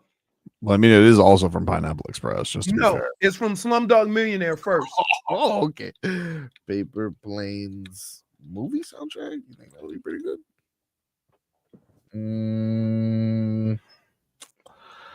This is going to take a little bit more research than I had anticipated. Not a quick Google. So you're saying the first time that it was ever played was that Slumdog Millionaire? Is that what you're trying to claim, Leroy? Yes. Wait. Here. What? No. Keep going. What movie? And I remember it just being a pretty popular hit. Like, I'm sure people didn't just say, "Hey, that's a good song. I want that in my movie." Paper. Fascinating. Paper Planes in. Well, you guys look that up. I'll let everybody know that the headlines are brought to you by Derailed Hyundai. At Derailed Hyundai, choose from over 1,300 new Hyundai miles in inventory like the Tucson, Sonata, and Palisade. Remember, when it comes to Hyundai, the great deals are at Derailed Hyundai. Slumdog Millionaire. You can't just say 2008. Okay, so end. What does that mean? Pineapple Express came out in 2008. We can't say that. When did Paper Planes come out? Ooh, that's a good one. It came out. I think it came out too. Because if it came out before 2008, you're both wrong. I'll take that. I'll bring him down with me. Damn it was on this. Okay. It was also released in 2008. It was a good year for 2008. No, it was. I'm telling you. Yeah. That's the first time I heard that song. Okay, but that doesn't mean that they invented the song. You can't just throw this out here, dude. It's not like the Rocky theme song. Paper Planes from the British recording artist M.I.A. first released on February 11th of 2008. Ooh, which movie came out first then? Oh, this is gonna be crazy. The Frog Boy. Yeah. It is the third single from her studio album, Kala. Yes. Co-written by her and Diplo. It appeared in the 2008 film Slumdog Millionaire. It did. Apologize. But it also appeared in Pineapple Express. But that's what Pineapple Express is. It's not Wikipedia. I'm telling you. -1, Frog Boy. No way, dude. You don't take accountability. No one on this show takes accountability. No one expects me to take accountability now. JFig doesn't take accountability. Shamitha never takes accountability. Not that he has to. What's the Slumdog release date? How about that? Oh, after Pineapple Express. What are we talking about here? Did it really? Pineapple Express came out in August. Slumdog Millionaire in November. Leroy apologized. Let's go. Where's this accountability? I'm telling. Well, if one movie came out before the other, you can't claim that it was first from that movie. Come on, dude. Come on. What if it's on the soundtrack? Ooh, that's a good The point. soundtrack comes out after, doesn't it? Yeah, it could come Yeah, out but if it's not on the Pineapple Express soundtrack, but it is on Slumdog Millionaire soundtrack, it was made for Slumdog Millionaire. Oh. No, soundtracks come out at the same time. Yes, I'm It didn't telling come out you. for the soundtrack. It came out on her own album. Look at that. It still could be on our own album. Look at that. And the album came out in February of 2008, which was before both movies. Yeah, but they were being made. The soundtrack is out before the movie. Schmeathan says Tobin is hot dog millionaire. That's pretty good. That's pretty good. You know, you guys are both deflecting just because you're both disagreeing. So you want to I'm the fat winner. shame me. I'm yet again maturing is realizing how right I am all the time. I'm proud of you guys. We're getting there. Look, M.I.A. literally did an interview about that song for the movie. So, what's that mean? For anyone, you pay me, I'm going to do an interview about anything. Oh my goodness! I can interview about something I wasn't. But even how there could for. you say, Leroy, if one movie came out before the other, how could you say that she did it for that movie? If both movies even came out months apart, she clearly But didn't she do it for that said movie. she made the song for Slumdog Millionaire. Where's the quote on that? I need to see it. I need to see it. Where's the quote on that? Oh my goodness! Yes. You got, I'm telling you, the song was for It Slumdog. doesn't even correlate with the movie, though. Sure, it does. The movie doesn't. So you're saying that the song comes? No, the soundtrack is made long before the movie. I don't even know the words to that song other than the first lines. All I want to do is, And then just hear the guns. yeah, right. And take your money. Didn't she kind of go off the deep end, MIA? Yeah. She's good, though. She's good. JFig. Kyla spawned a hit to the paper planes, which capitulated, which catapulted. I apologize. What words. the hell did you just say? What is the word I just Hey. Oh, no. Oh, you guys are both teaming up on me because you guys both are arguing over something stupid. You said capitulated instead of catapulted. Catapulted to the success when it was used in the theatrical trailer for the 2008 film Pineapple Express. So if it was in the trailer, Leroy, you're dead ass wrong because that was before the movie. Looks like you're trailing in this argument. Here. Well, I'm calling the fight. That's the fight. They played the song in the movie of Slumdog Millionaire. That's fine, but you're not right. Okay. It's my victory dance. We capitulated here. How odd is that? How One odd is song what? played on 2 movies. Not that odd. It was very popular. not older movies, but I'm saying a new song. No, new songs. That is rare. Just Googled it. M.I.A. did a New York Times interview in 2009 saying Paper Planes was made for Slumdog Millionaire. Yeah, and read the rest of that. Yeah, read the rest of that, dude. The rest of what? Of what he put up there. And you guys are idiots for believing me. That's good. That is good. Hook, line, and sinker. The thing we have to remember here, in about 2 seconds. You guys can capitulate all you want, but the point is, Frogboy was right. I gotta tell you, Frogboy was right. Frogboy was right. -1, Leroy. Woo! I'm hot. I am on a hot streak. And your box -1. In your box. Wow. You always seem to have that real close when it's me. Amazon Prime. Oh, Amazon Prime. what a good day. This is rough. You done? I'm sorry. It's my What? fault. Sports. I don't have time for sports. Panthers Utes tonight, Yeah. 10 o'clock. You guys can hear that right here, 560 WQAM. You want a little chili pepper on the Cats tonight? Who we got in the pipes? Do we even know who's in the pipes tonight? Have they even announced that? Dreeks. What? Just throwing names out there. I think he's in the AHL. I don't think he's with the team. Wow. Carry I'll put a little chili peppers. I mean, they owe us something, right? They've been leaving Bob out to dry recently. Maybe they had a nice. Should we go under? Should we go under on goals? Or do you think they bounce back tonight? I mean, let's see. I did see last game. I believe Panthers are favored. All right. Well, let's see what the Utes are doing this year because I mean they were the Yotes, so I can't imagine they're very good. But then again, Vegas got really good fast. So, man, do I think they're going to win by 2, or do I just take the money line? Because I think they're going to bounce back too. I'm taking the Yotes. The Utes are meh. They're bottom third of the conference. Oh, look at that! Yeah, we're definitely winning by 2. I'm gonna go for points. Points are always good. Player props. Yeah, let's combine that. So we're gonna take. You want to go Verhaeghe? Verhaeghe score, or do you want to just go points? I'm gonna go points for Verhaeghe. You're soft. I'm gonna go Reinhardt score though. Okay. Come on. Am I still soft? Come on. You sure you're gonna parlay them? Yeah. Parlay Verhaeghe and Sam Reinhart points. Yeah. All right. So what do we got there? We got plus 120. I mean, it's gonna step up to the plate a little bit here. What if we go? Let's throw somebody. We gotta throw a little bit of a wild card in there, right? Wow. So what if we go shots? Okay.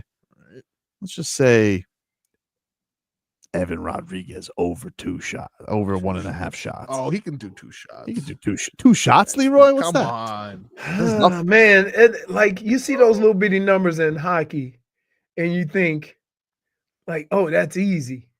But sometimes they don't get any shots. No goalie props up, because I don't think we've announced who's goalie tonight. That's the problem. That is the problem. I'm trying to add some bang to my buck, dude. Well, let's just say, let's take one of the Boquists. The Boquists have kind of been rolling lately. Have they? So what if we go with, you go Jesper, you go Adam Boquist. The Boquists have been, kind of the Boquist bros have been making things happen lately. I think you throw in the Boquist bro. So if we go Rhino over half a point. Verhage over half a point. Ooh. Evan Rodriguez over 1.5 shots. And Boquist over a half goal. Goal. Which Boquist though? I'm going Jesper. Jesper. All right. Uh, We're getting to value now on this one. Is it Jesper or Jesper?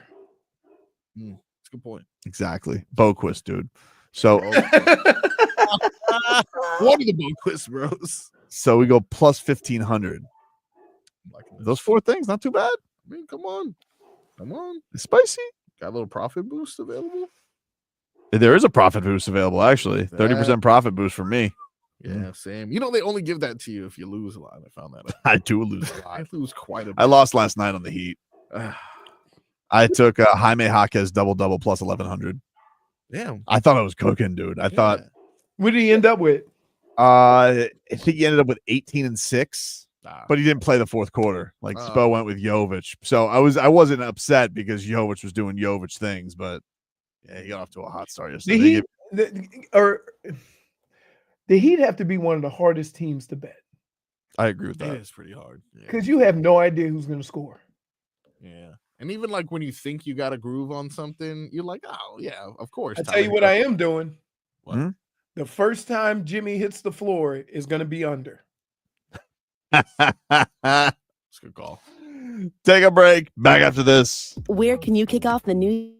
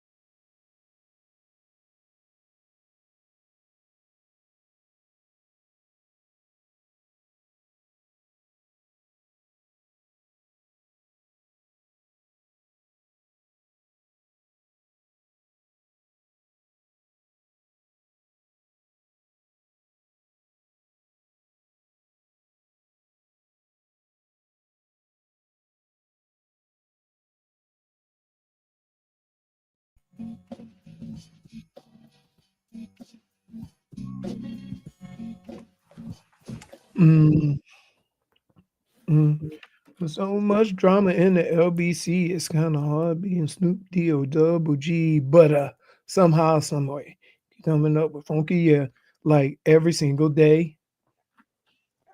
Welcome back, everybody. Tobin and Leroy here with you. Take you guys up until 2. We got Rats Off a Ship coming up here shortly. Get to that.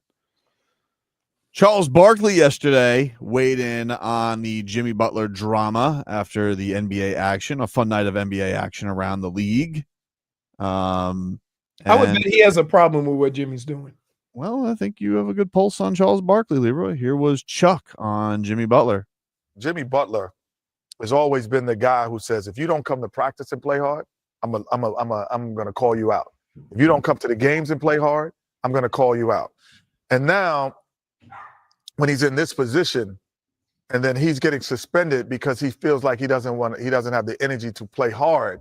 When that has been his calling card, I remember the first contract that he got. Not play hard. He just say he doesn't have joy in it. Oh no! First of all, that's total.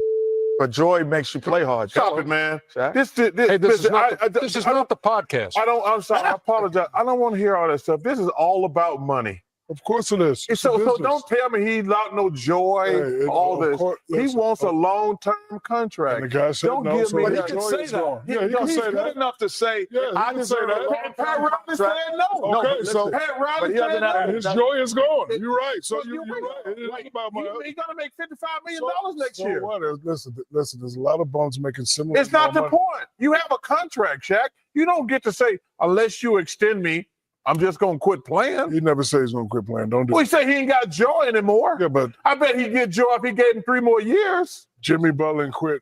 You can't even put that. That's my point. But dude, when you say can't put joy, that in the same quintus. But my point is, Man, all right. Wow. Shaq. He's right. He is right. He's right. It's like you say we can't say it. Like we saw it. I don't have to say right. Like Chuck said, you can't. So what did we see? Like so you guys what did really we see? We can't unsee it. Yeah, you really believe Jimmy Butler was taking one-legged threes and running to the corner because he was just doing his job. He was playing his role. Nope, not buying it. Look, I get it. Here's where I am with this. Since when does not getting your money for 2 years from now have to do with you earning your money now? Right, 100%. That's the problem I'm having with this. Like, regardless of how much you hate your situation, regardless of how much you hate the fact you didn't get extended the way you wanted to, you are still making $50 million this year. Shouldn't you have to play for that $50 million? 100%. And it feels to me like if all of this stuff behind the scenes is true, and it seems like this is what it's pointing towards, that he will only go to one team that will extend him and seems to basically be holding out to play until that one team gives him his extension. It kind of feels to me like Jimmy Butler's trying to protect his body. Like he doesn't want to get hurt, which kind of goes back to that weird OKC game where we saw him have a really nasty ankle twist. And then all of a sudden, nah, man, I was sick. It's like, well, I've followed Jimmy Butler's career enough to know that when he has an ankle twist, he doesn't like coming back until he's fully healthy. And knowing that that can happen a lot with him, is it crazy to think that he doesn't want to jeopardize the idea that he has a potential team on the hook for $60 million for an extra year of $60 million? That's fine and great. Okay. But you hinder that from happening if you're not playing. You hinder it from you hinder it from happening in the mind of like normalcy of actually getting trades to move along, because the team then has to suspend you for not trying. But in his mind, he's like, no, just trade me to the team that wants to pay me. Isn't that that's a bad look? Is he not? I don't think at 35 is he being a little unaware of his situation, or overly aware. Right. Because if he says, like, I better not go out there and show that I can't earn this $60 million 2 years from now. Right. If he goes out there and he gets hurt again, or if he goes out there and isn't quite as good. But if you here's the problem with that you've already clarified what you're about when you say I'm not going out there and play for $50 million and risk injury so I can get $60 million 2 years from now. Right. Like when did we, like, can you imagine going into work and saying that? I'm gonna take a bunch of days off now because you guys want to extend me.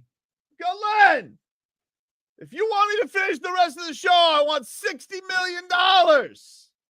Not now, but 2 years from now. Yes. Sorry you feel that way. I'll see what I can do. Yeah.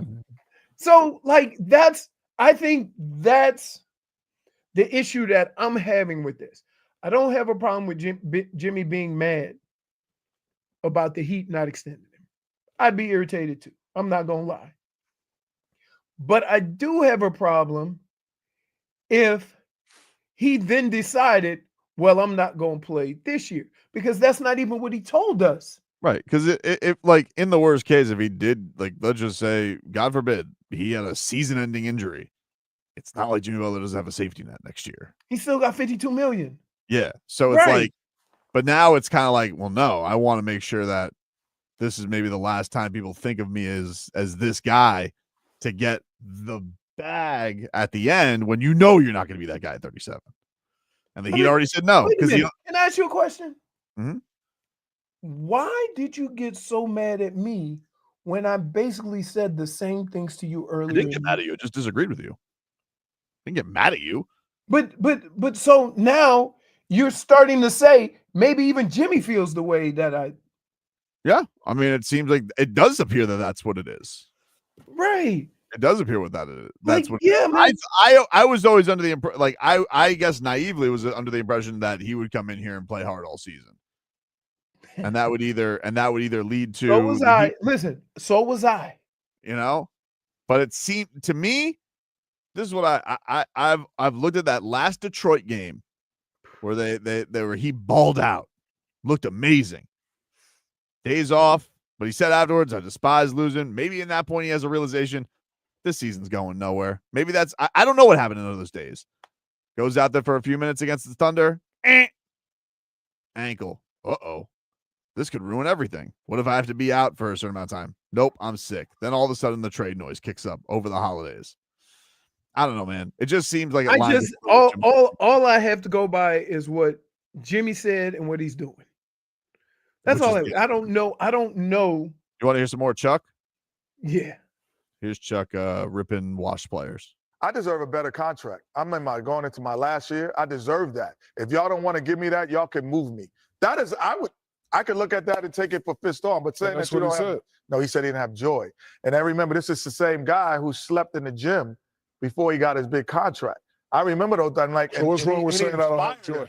Because he don't have to. He just wants money. Say you want an extension. If that's the truth. See, and you know what bothers me about this? I don't understand why we as players, we've all been fairly compensated in our career, all of us. The notion that once you're past your prime, they got to keep paying you top dollar. I don't think that's right. They have paid him. He's making $50 million a year. Jimmy's been a hell of a player. He's been making $50 million. The notion that he's on the back. Player got paid past their prime. Yeah, they had a contract, but he doesn't have one, and they're not going to pay him. There you go. Inside the NBA yesterday. But that's like here at this moment. The only thing that Jimmy Butler could have did was prove Pat Riley wrong. And instead, with his actions, he proved Pat Riley right. So more people are going to start siding with Pat Riley saying, no, if this is what we're going to get, I wouldn't pay him for an extra year. And so how do you know other teams aren't thinking this too? And it seems like the other thing that's been interesting about this is, well, it seemed what we initially heard, which also doesn't turn out to be true, is okay, there were other teams that we're going to at least roll the dice on, say, hey, what can Jimmy do for us this year? But it's not about that. Don't trade for me. What's it about? Get to Phoenix. Wouldn't it be something if he got to Phoenix and he go, I'm not extending you? I don't think he's stepping on it. That's what I'm saying, though, Leroy. I don't think he gets to Phoenix. I don't think he's stepping on a court until that extension signed. So who's going to do that? I think Phoenix. I think that's why it's such a sticking point. So when he comes back next Friday, you say he has to start. Now, let me ask you this question.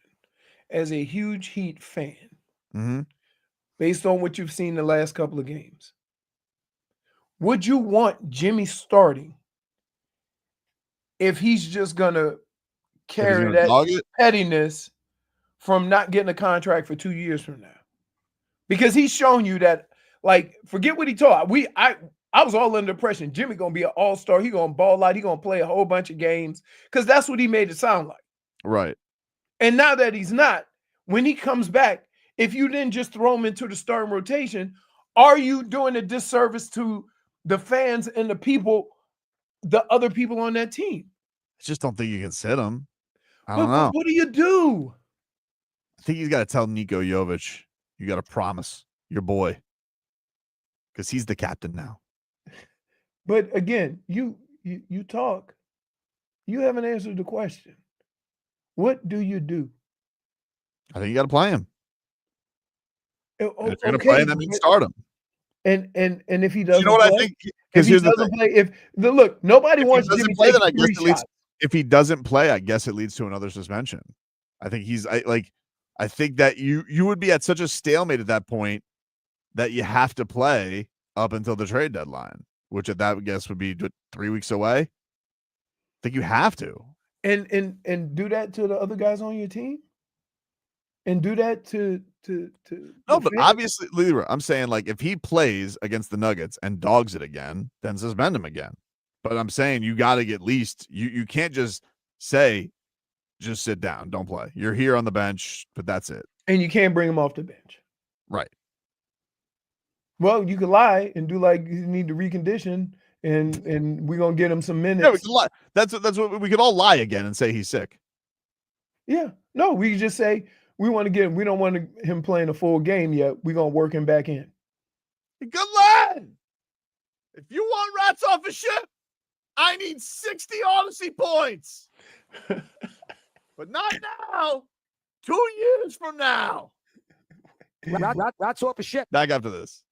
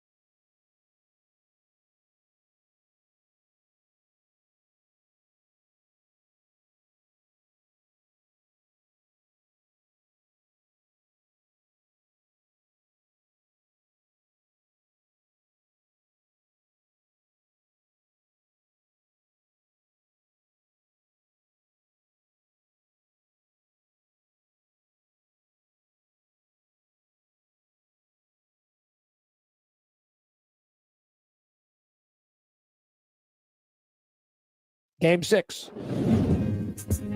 Rats off a ship. Oh, hello, Jennifer. Another lovely red shirt you have on today. Hello. See what we're doing there. See, I wore this because I wanted this discussion. Perfect. I have orange. Obviously, it's orange. But you would agree, everybody on this. But you see how it's closer to Leroy. It's closer, you know? but Leroy's trends more red. Honestly, what I saw when I saw Leroy's sweatshirt was, I'm so glad there's more stars than just 2. Why? Would be odd placement. The placement. Yeah, exactly. It was very odd placement. Old nipple pasties. Pasties. Yeah. Well, I mean, listen. First of all, when he was leaning back, I was like, very thankful. Unless you're laying on your side, no nipples are this close together. Well, unless you got them done. Unless they're taking a nap next cuddling one another. It's funny you say that, Leroy. You watch Love Island; those things are pointed up always.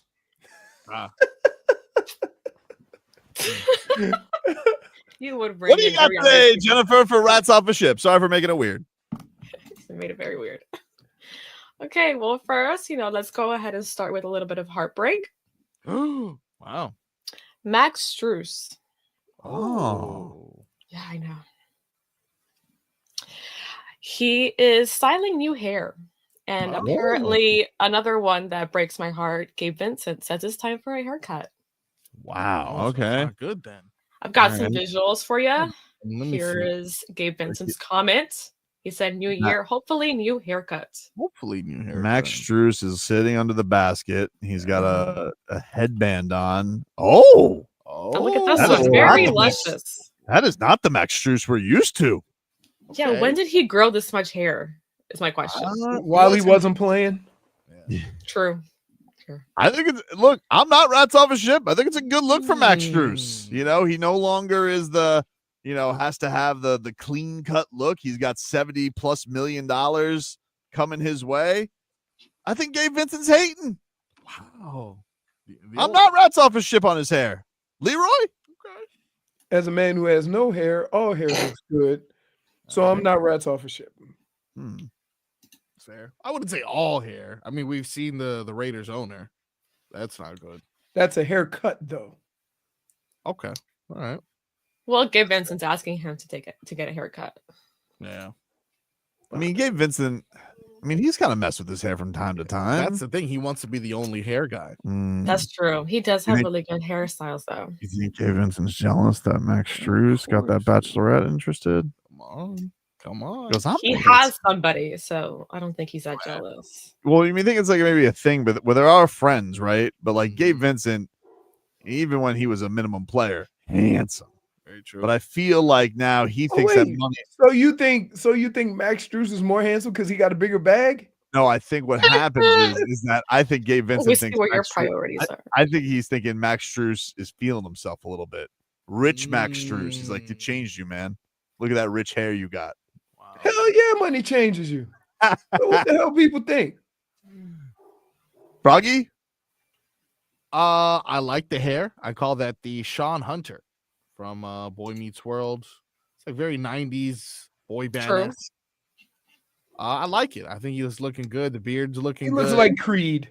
Get him out of there. I wish that's the I thought you were Rats Off. Friend, we meet again. No, I'm not Rats Off a Ship, but he does kind of remind me of Creed. That's funny. Well, With you know what? Since wide open. They all sound the same. Is that Creed or Nickelback? Can't tell.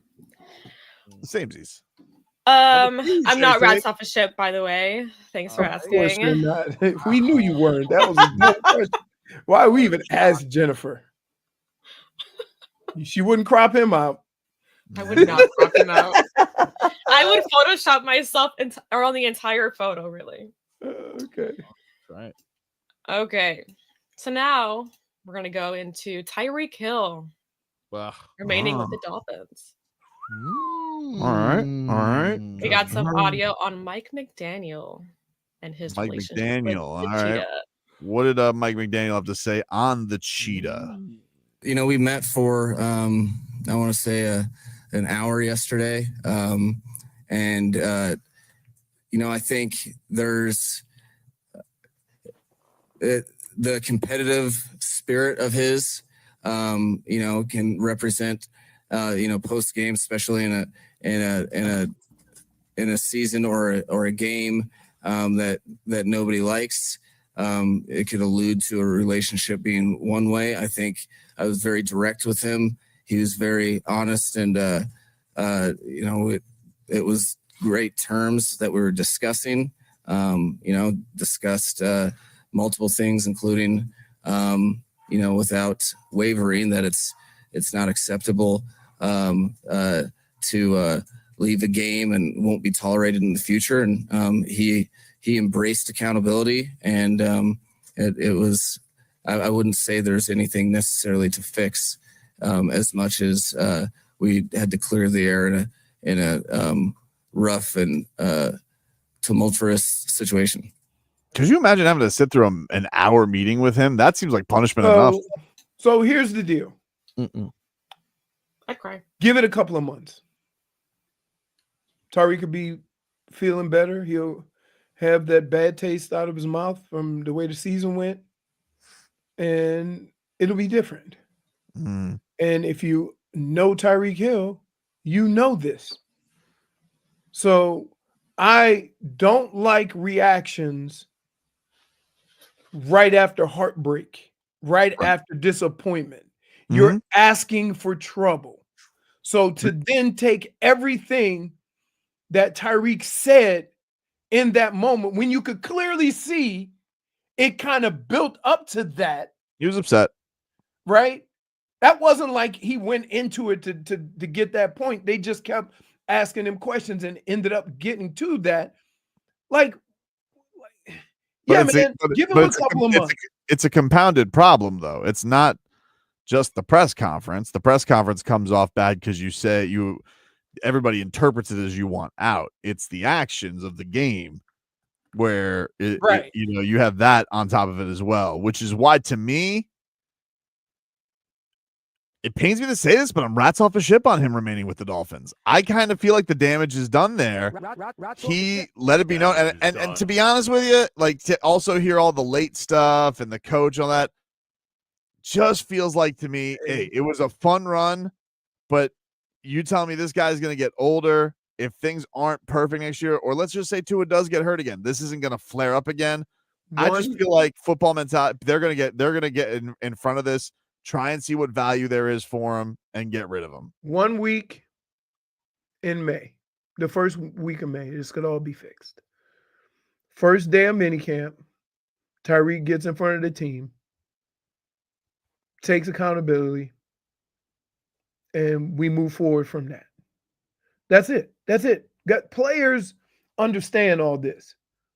He'll get in front of the team if he's here.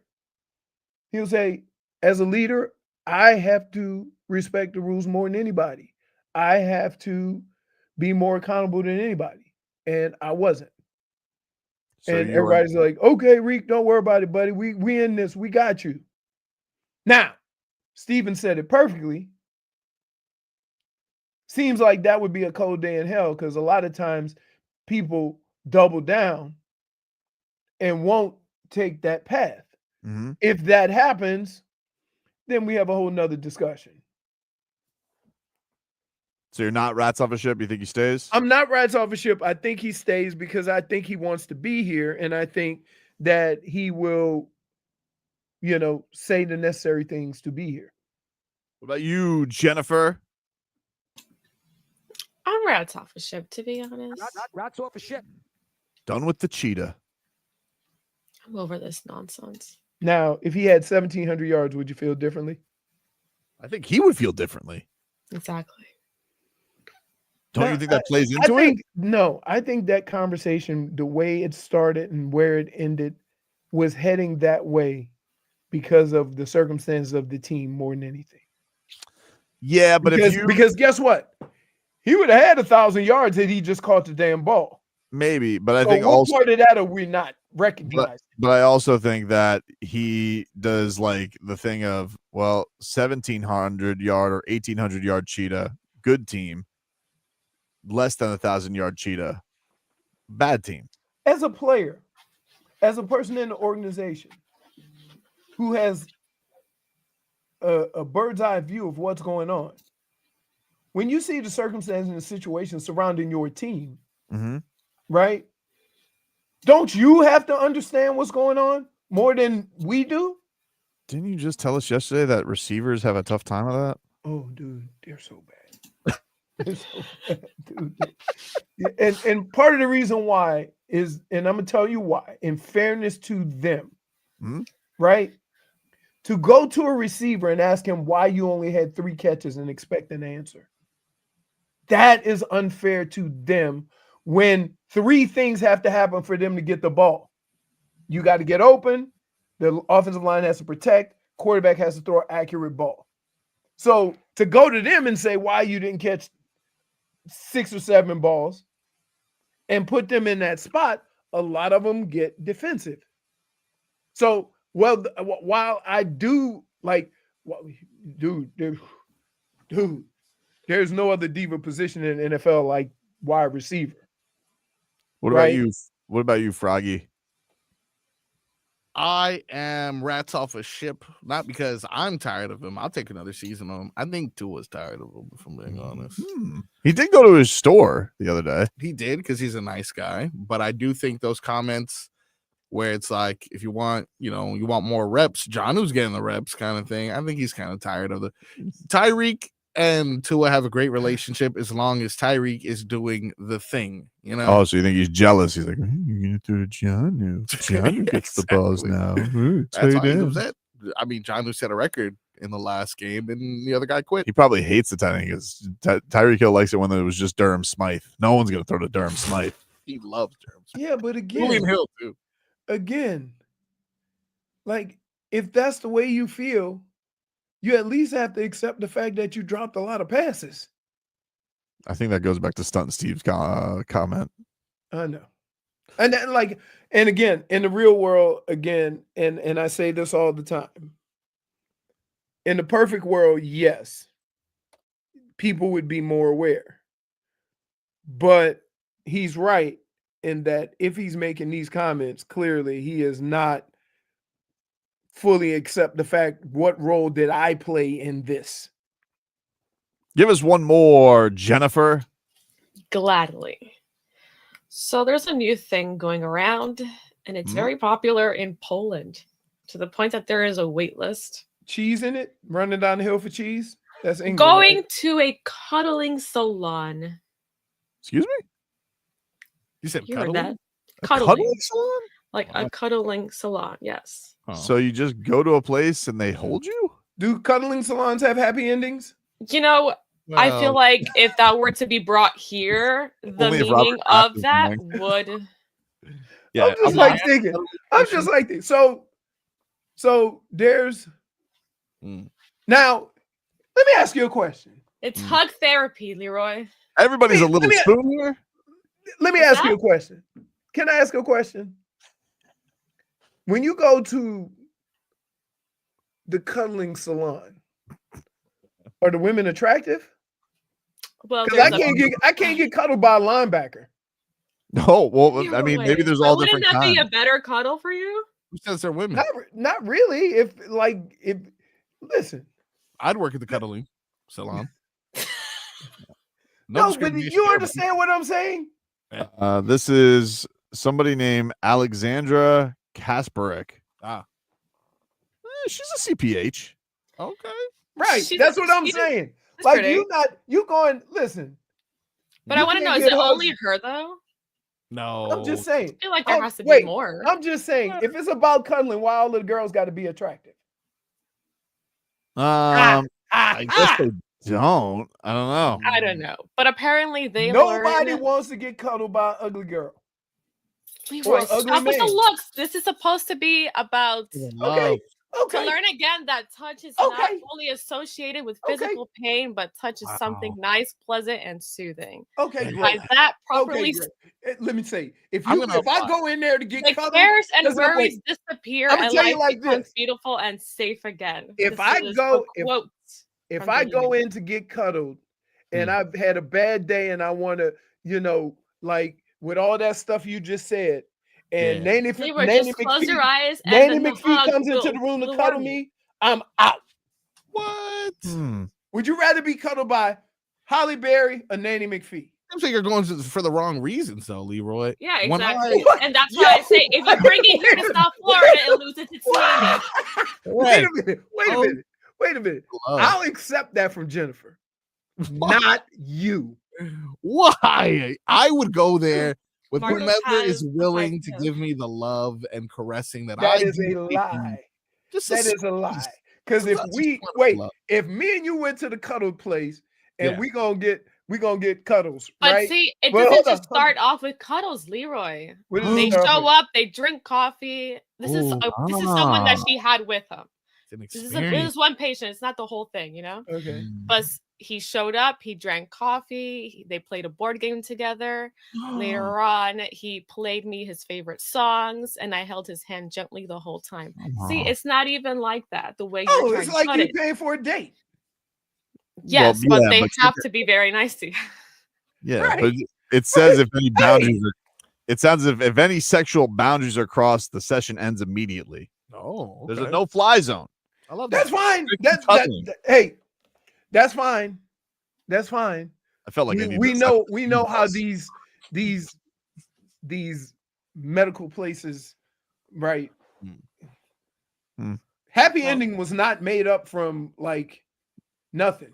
They just go into this Polish cuddling salon. Excuse me. Excuse Now me. listen, maybe I'm being a little what's the word I'm looking for? Skeptical. Yes. You're being a cynic. That's what you're doing. I am. You know You're being a why? cynic. You know why? Because I promise you that the dude went in there and saw his cuddling buddy and goes, "Oh, she's attractive. All right." Well, I'm sure if one looked like a hobgoblin, they're probably not a wait list for Now, that. bro, but it's all about the cuddling, though. So if she looks like a hobgoblin, it shouldn't matter. I want to be relaxed. If she looks like a hobgoblin, it shouldn't matter. I still want to know though, like, are they always the little spoon? Like, how does this work? Yeah, for sure. That's a good question. No, they're not laying down, dude, and doing little spoon stuff. I see a bed. So in the no, picture. it is decorated with fluffy pillows and the blankets, and there's music playing in the background that's calming. Yeah. Don't look at me like that, Leroy. It is decorated in a royal style. For some reason, there's a shower and a bathtub. You know, a lot of wait. So after you cuddle, you take a shower? I don't know. I think before you cuddle, you take a shower. She wants everybody to smell nice. You don't want a stinky cuddler. Yeah. What do you do? Neither do I. I don't want an ugly cuddler either. Leroy, stop she don't ugly want a shaming. stinky cuddler. You're really you're dissuading me from applying, Leroy. I was gonna give it a shot, but I'm making it feel like no one's gonna pick I'm just saying, let's keep it real. Then I'm gonna need a cuddler. Marcos, aren't you like someone who enjoys being held? Like Yeah, I you're a give cuddler? massages. I'm a very handsy person. Just I comply with all HR rules, but I'm a very handsy person. If anybody ever wanted to just experience this, it'd be someone like me. You know, just need a little hug sometimes. You know. So what you're saying is you're not rats off a ship, right? I'm totally not rats off a ship. I don't think I'm rats off a ship either. I'm sending in my application. Sounds like something I need after tough heat losses. See? I'm rats That's off true. a You ship. do need that. Yeah, okay. You have somebody for that. Yeah. Called a wife. But see, this person might be able to just be like, listen to, like, she'll like constantly. Okay, then be why on is there a Steven's bed side. in a shower? Because sometimes my wife gets tired of hearing about me whining about the heat, you know? So Yeah. I need somebody to be like, why won't Spo give Niko more minutes? No one's Exactly. meaner to me than my wife. So, no, question. Question. Why is there a bed and shower? I don't know. Let's call the Doesn't- salon. Hey, that, Leroy, there's a shower in the radio where station. you supposed to cuddle on the floor? I mean, what kind of cuddling are we doing? How are you gonna cuddle on a chair? It's weird. So they're cuddling. What you just said, they're holding hands and Cuddling whatever, can go to and then bed. there's a bed and a shower. I ain't buying it. Nope. Nope. You don't know what's What a going on in cynic. Poland. Rats off a ship. What a cynic. Rats off a ship. Take I a get break. that kind of cuddling with my wife. Back after this. Don't cost me no money. Well, it does, but that's a whole nother.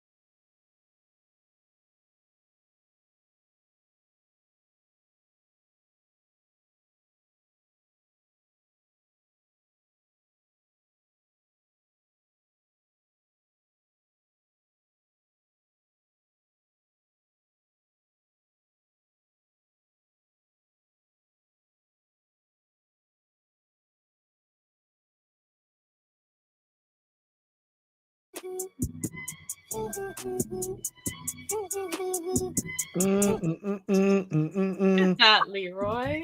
They're cuddling. Hold on. There you go, Tobin. I'll send you the $50, dude. I really appreciate that. I needed that.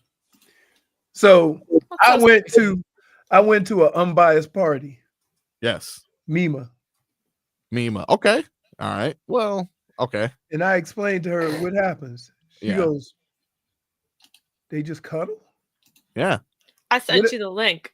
Not What else everybody's do they looking for do? the hanky panky, Leroy. Yeah. Some people just want to be held. That's fine. Monty Yeah. Rollins Agreed.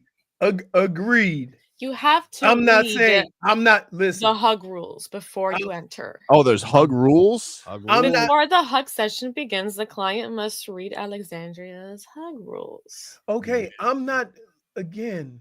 She I'm emphasizes not that her saying cuddling services are platonic. Yeah. If you want to cuddle, it's the same when you go to a massage parlor. Is it? Leroy, do you go to a massage parlor? No. This is getting incriminating. Wait a second. No. Why? I don't have to. My wife is a licensed massage therapist. Then why are you so short? That is so true. But like, why? That's good. You got a table? Being married You know has what? some He perks. does have a table. Like, I don't even want. So, like, but I'm just saying. Have you guys ever done a couples massage? Ooh. No. Yeah.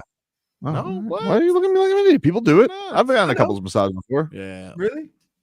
Yeah, we You sat through well, my wife and I were on vacation last time. We sat through one of those boring Oh, yeah. travel guide things For to sure. pretend like we wanted a timeshare, so we got a free couples massage. For like an hour and a That's half. it? Gotta do that. Nah, we tapped out after like 40 minutes. I'm gonna just give us our free stuff. Oh, really? Okay. So I I'm loved it. He used to play baseball, so he was like telling us all about his career. I'm saying it based on real stuff. I'm not saying it doesn't happen. But I'm trying to get my mind into a place where during the course of a stressful day, I say, you know what? I'm gonna make an appointment for a hug. Yeah. Sometimes you just need a hug. What did LL Cool J say? I need a hug. Right? I think that's more or less, if I'm not mistaken. Minus one yourself. That's fair.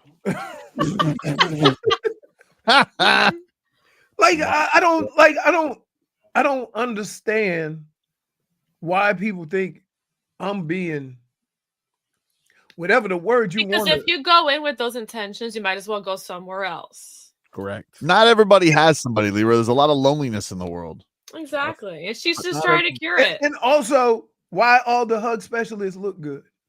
Well, there's only one. There's only one we know of. It's only Alexandra. Exactly. Oh, okay. You never And know she- if there's and more. she's a professionals in CPH, that right? salon. She's a CPH. I sent you the Okay. link. You can see her for yourself. You She's a might not CPH. You think sitting she's on the CPH. phone, or you? She's not a sitting- hobgoblin. You know, I saw 3 years ago, actually, Kai Cenat hired a professional cuddler live on his stream. Didn't he? Yeah, people watch him sleep, didn't they? They do that often, which is strange. Very strange. do that. I'll get that one. Okay. Okay. See? Okay. Those people need So cuddlers. I'm looking at the picture, right? Mm-hmm. Yeah. She's hugging that teddy bear with some evil Yeah. intentions. Like it don't look like I don't like that's this. just. I You don't like know- that. What do you? you don't know what's now in her you're heart. accusing I'm looking her at the of pictures, evil dude. Intentions? I'm looking at the pictures. What about her hugging the man with the bathrobe? True. And what about them laying That in looks bed pure. sipping champagne? That's the point, though. You're supposed to enjoy Gotta company relax. and cuddle. Yeah, exactly. Okay. Take the edge off. I got you. Take the edge off. I don't believe you. Too much. Listen, I get it. Stop. I get it, but I'm not. I'm just saying. When let me ask you a question. You see a couple in bed in bathrobes, right? Yeah. Drinking champagne and laying up next to each other. Yeah. You ain't thinking he just there for a cuddle. Well, I'm gonna drink I'm- this champagne, get a hug, and be out. If he is specifically going to the cuddle room, then yeah, I do. Actually, There's probably cameras there too, you know? Mm-hmm. If someone Security. surpasses the hug rules, then I'm pretty sure they get escorted out. And she's a looker too. Like you can't. Oh my God, Leroy, stop with the looks. I like to say, like, Why I think not? it's, Why? I think it's, Because Why am I whatever stopping with the looks? you may think that someone is beautiful, and the other person may not think that person's Agreed. beautiful. I think you have a. I agree. I think you. I agree. What happens in this situation, Leroy, is you have a referee in there, Ed Huguley. What he does is Okay. No way. illegal What? formation. Oh God. What's up there? This guy gets a point for that. Point. That's a good one. Oh, man. It's an illegal formation. Like, it's not about looks, it's about what's inside. Oh, she just ironically looks really good. So can I just tell you? Yeah. When people see the picture of her setup and then see a picture of her, right? Is that what attracts them, or the idea of a hug attracts them? I could have not seen her. The idea of being understood attracts them. Yeah. I need someone emotionally available there for me sometimes. You better stop. Stop. Nobody believes you, Don't put Marco. Marcos down. Don't put Marcos down. I believe What I him. want, Leroy. This is what I need. I want to be one of these people. Ineligible touching downfield. Okay, I'll say. Yeah. Illegal man in the backfield. Oh no! Illegal hand on the backside. That's a 15-yard penalty. And then they back off away, and then they do cuddling from across the room. Like, come on. Pass interference. This is why it is in Poland and not in South. You think they're not doing what we doing in Poland? I don't know. Let's go to Poland. I'm telling you. Looks like that's offsides. Before the hug session begins. That don't seem like a hug session. That looks like a date that ends with hugs. Right? Because they doing a lot of stuff. There's a cafe in Japan, or I think it's Korea. It's one of the two. For cats. That handsome men just go there in their business clothes, and women come and just have casual conversation, and then that's different. That's called a bar. No. It's like a one-on-one, like just casual conversation, baby. Yeah, but that's different though. You in your suits and whatever, and it's a room full of people. You ain't going into a back room with a bed and a shower and drinking champagne in a bathrobe, laying up next to somebody. You see, you come from this perspective, like you're in a happy marriage. You're not alone. You're not lonely. Like these people are lonely. They're looking for a little bit of time to just share some human connection with a pretty girl or a handsome man. Yeah, or me. But she's the only one that does it. Or a webby frog. You know, it doesn't matter. We're not judging. Look, look at that. Look at it. Yep. Yep. Small spoon. Play with hair. Well, first of all, secret telling. Wow, 300. That's a big ass arm holding him down. Look at that. You're a little scared. Listen, he's pretty tiny. I don't think he could be a big spoon. Right. He looked like he's scared. Remember when people thought it was more No, impressive? he's probably like he's uncomfortable with his feelings. No, he's uncomfortable with the $300 he just got rid of for a damn hug. That's because he paid that money with that intention. Okay, if he didn't want that, then why is he not left. happy? Why does he not look happy? You know, though, I think it's him because maybe he just wasn't in a happy time because he paid for a couple cuddlers. I guess he was exactly. You're looking at this all wrong, Leroy. I guess I am. I listen. I'm not gonna sit here and say I'm looking at it in the right frame of mind. See, look, now he looks more comfortable there. He kept going. I don't know. He kind of has the same face. He really just seems like he's just maybe unhappy that's just with his that experience. pensive face. But you see, you know, you can be the big spoon, the little spoon. Look at that. Look, he broke it down. Small, big bag spoon, small spoon, cuddling extra, play with hair. Illegal hands to the tush. I hope they ban the tush push there. Take a break. Back after this. Unsportsmanlike conduct touching other regions.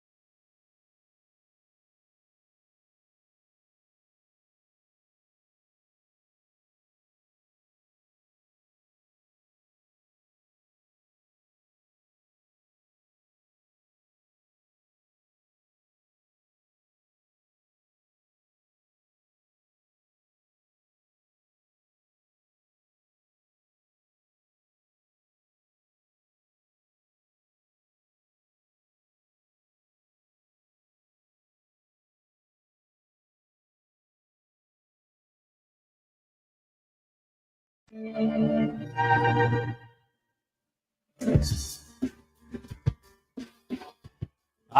back, everybody. Tobin and Leroy here with you. 560 WQAM. Take guys up until 2.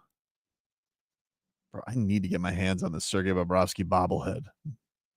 I've wanted a bobblehead in a long time, but the Panthers yesterday sent this email of a Sergei Bobrovsky bobblehead, and I got to get my hand on one. I love Bob, man. When is this going to be available? I don't know. I think you have to buy it like I think you have to buy like 4 games, and I don't buy Panthers games. Thank you for the congratulating me. But I want this Bob bobble really bad. Didn't they showcase the Hey, Gillette! Oh my! Gillette, tell the Panthers I want a Bob bobblehead. Okay, but you're not getting your 60 million.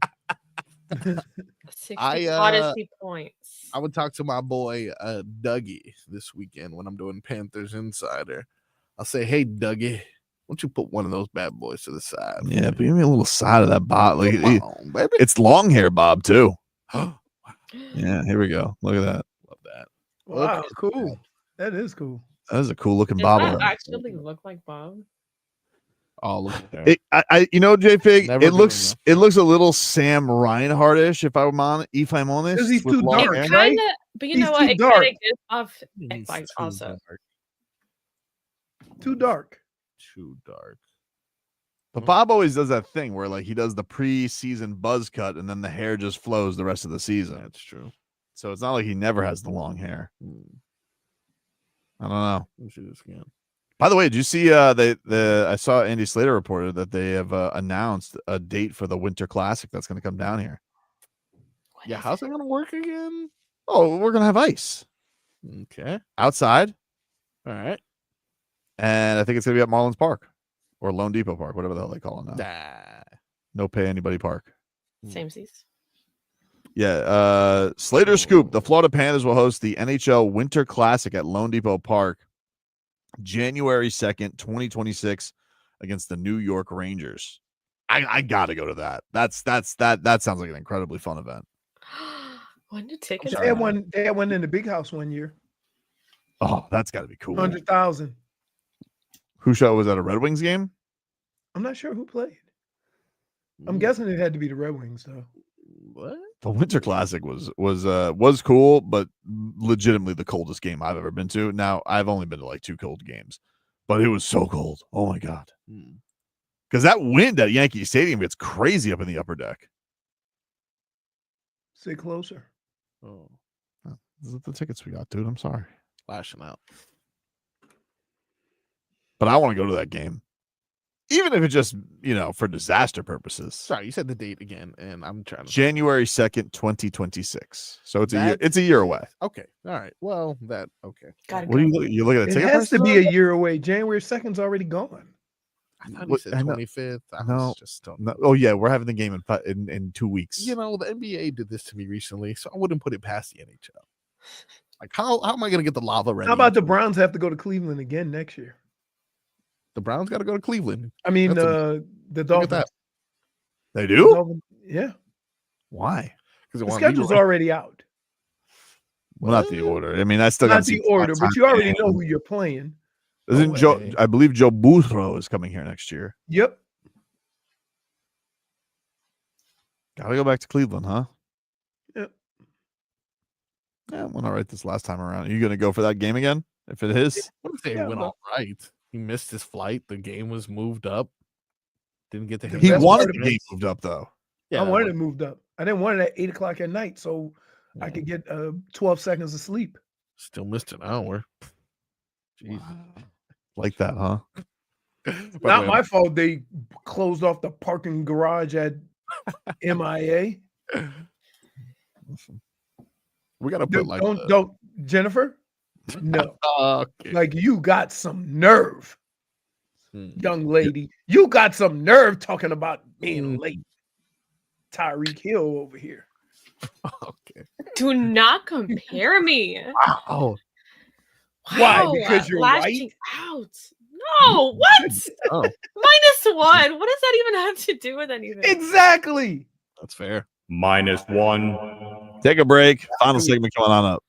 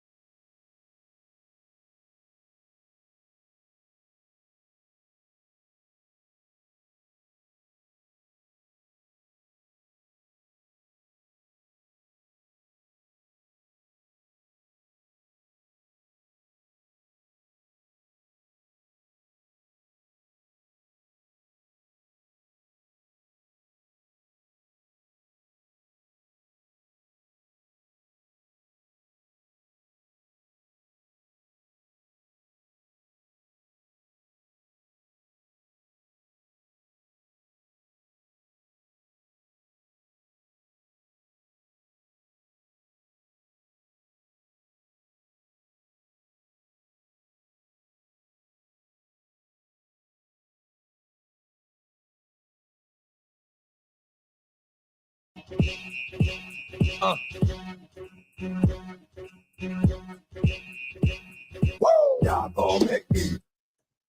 right, welcome back, you rascals. Tobin and Leroy here with you, 560 WQAM. Miami Dolphins. It's now like the official offseason. Is it done now and everybody's done talking for a while? Everybody can shut up and we got to just lick our wounds and watch the playoffs? That is right. That is right. Are you going to boycott any of the playoffs? No, why would I boycott the playoffs? I don't know. Sometimes I just get depressed and I'm like, who cares about football? I have, there's only one thing I'm really rooting for this week, and that is somehow for the Broncos to beat the Bills. We can all laugh at the Bills for getting bounced after their best season ever. Yeah. So I'm rooting for that. Definitely, because I got to get my petty watch on. Love that. That's how I like to watch sports.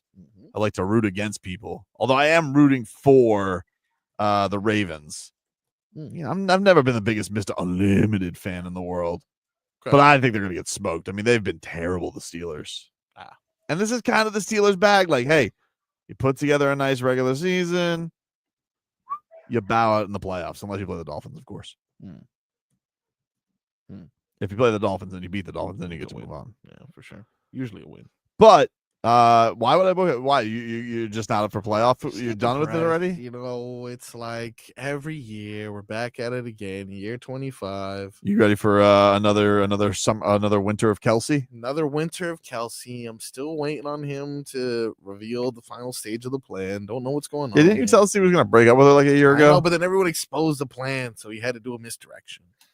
Well, the misdirection, I believe, is leading to them moving in together. Yeah. They're looking for where to move right now. That's where I gotta say, I'll tell you where they're gonna move. Where's that? Not Kansas City. Yeah, it's true. Well, the reports were it's possibly they're going to move to Tennessee. Ooh. Oh. Close enough to both their families. But she doesn't really sing country music anymore. Exactly. You Right. know? But that's where her family is, though. No, but it's okay because now that she's on the downside of her career, she can just relax. Yeah, JFig did say her album sucked. I'm just going off. I did not say that. Let's not go ahead and put words in my mouth. Pretty sure that's what you said. Just going off Did her not word. say that. But and also Travis Kelce, he gets the three-peat, and then it's over. What else is there to do, right? He's not going to get the three-peat, though. Are you sure? This is Dan Campbell's year. I can't go, how can we bet against what they've done? I understand that you think one day it's eventually going to run out, but you know what we also did this with? The Patriots, and they continue to win championships. So until I see it, I'm still thinking that they're going to win it all. I can't.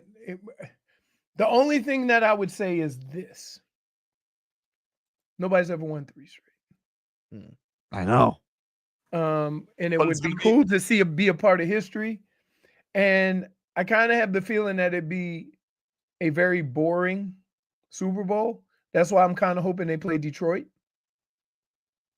Yeah, especially if they play the Eagles.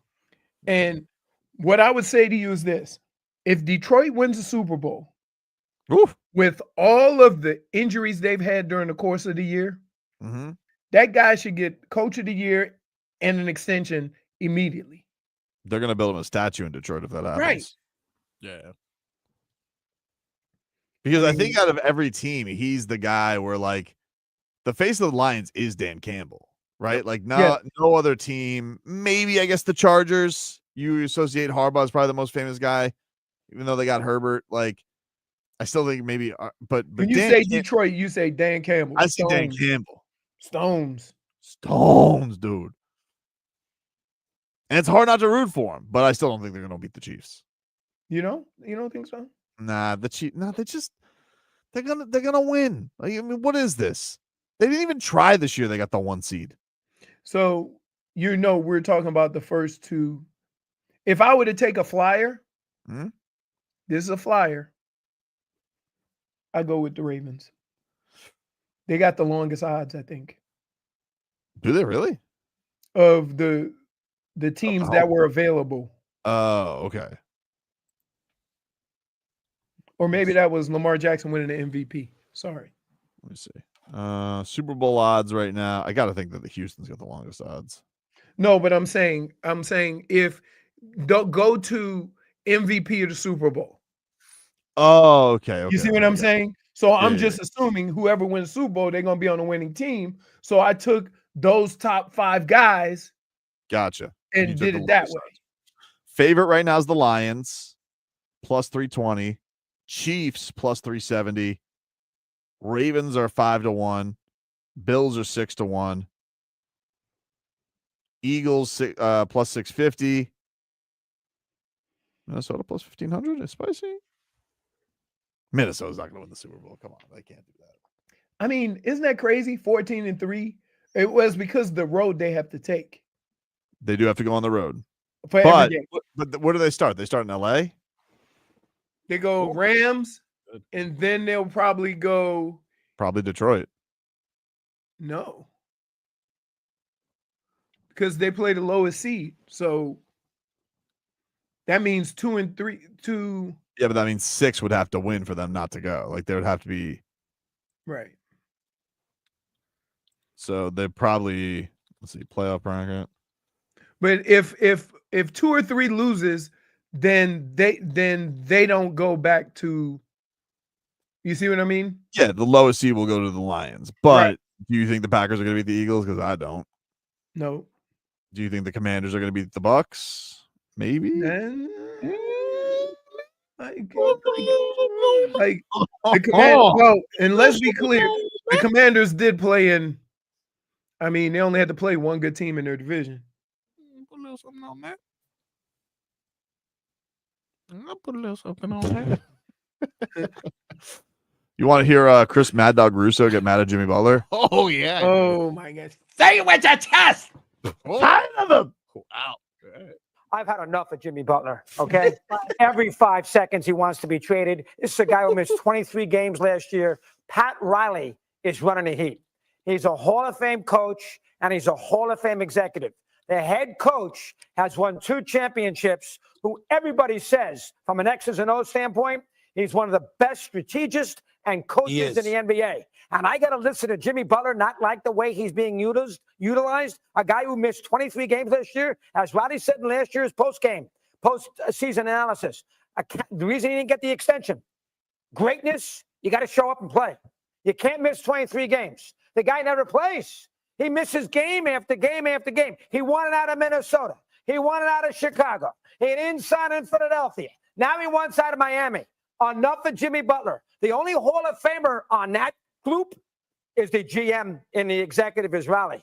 I think all the basketball has had it with Jimmy Butler. Show up and play and help the Heat win some games and play 80 games. Whoa. Wow. He's right. He has been bottled up on that. I mean, like 80 games is a lot of games. I understand that, but here's the deal.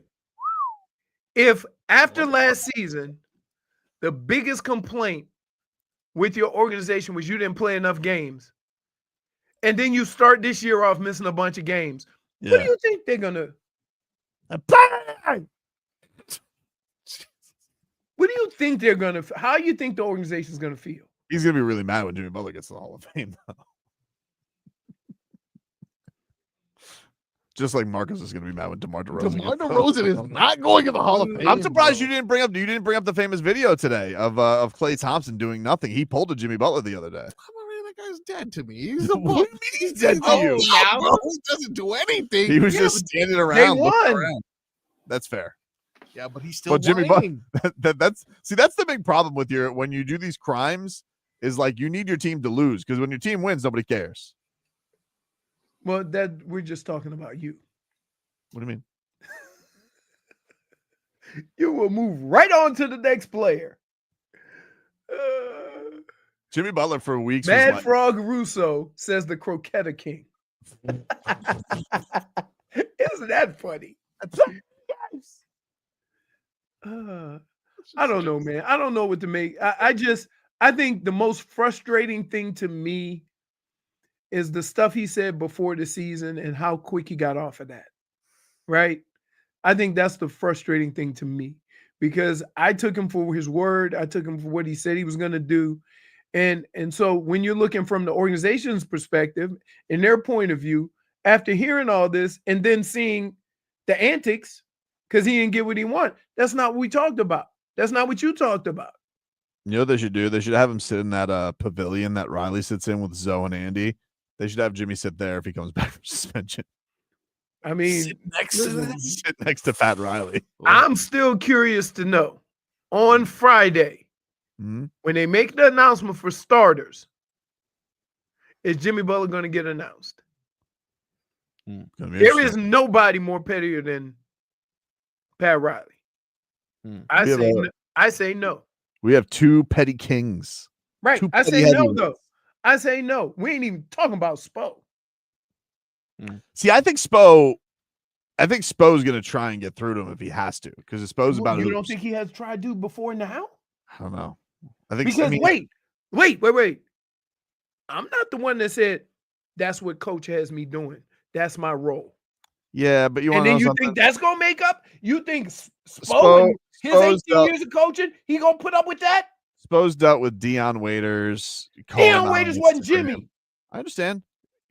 Spo had to go through 3 years of Whiteside. Whiteside ain't Jimmy. I understand that he's not Jimmy, but he's had to deal with bigger headaches than Jimmy. Maybe not better players. It's all about the play. Do you make a stand, or do you go ahead on and put him out there? He had to deal with LeBron wanting him fired early on.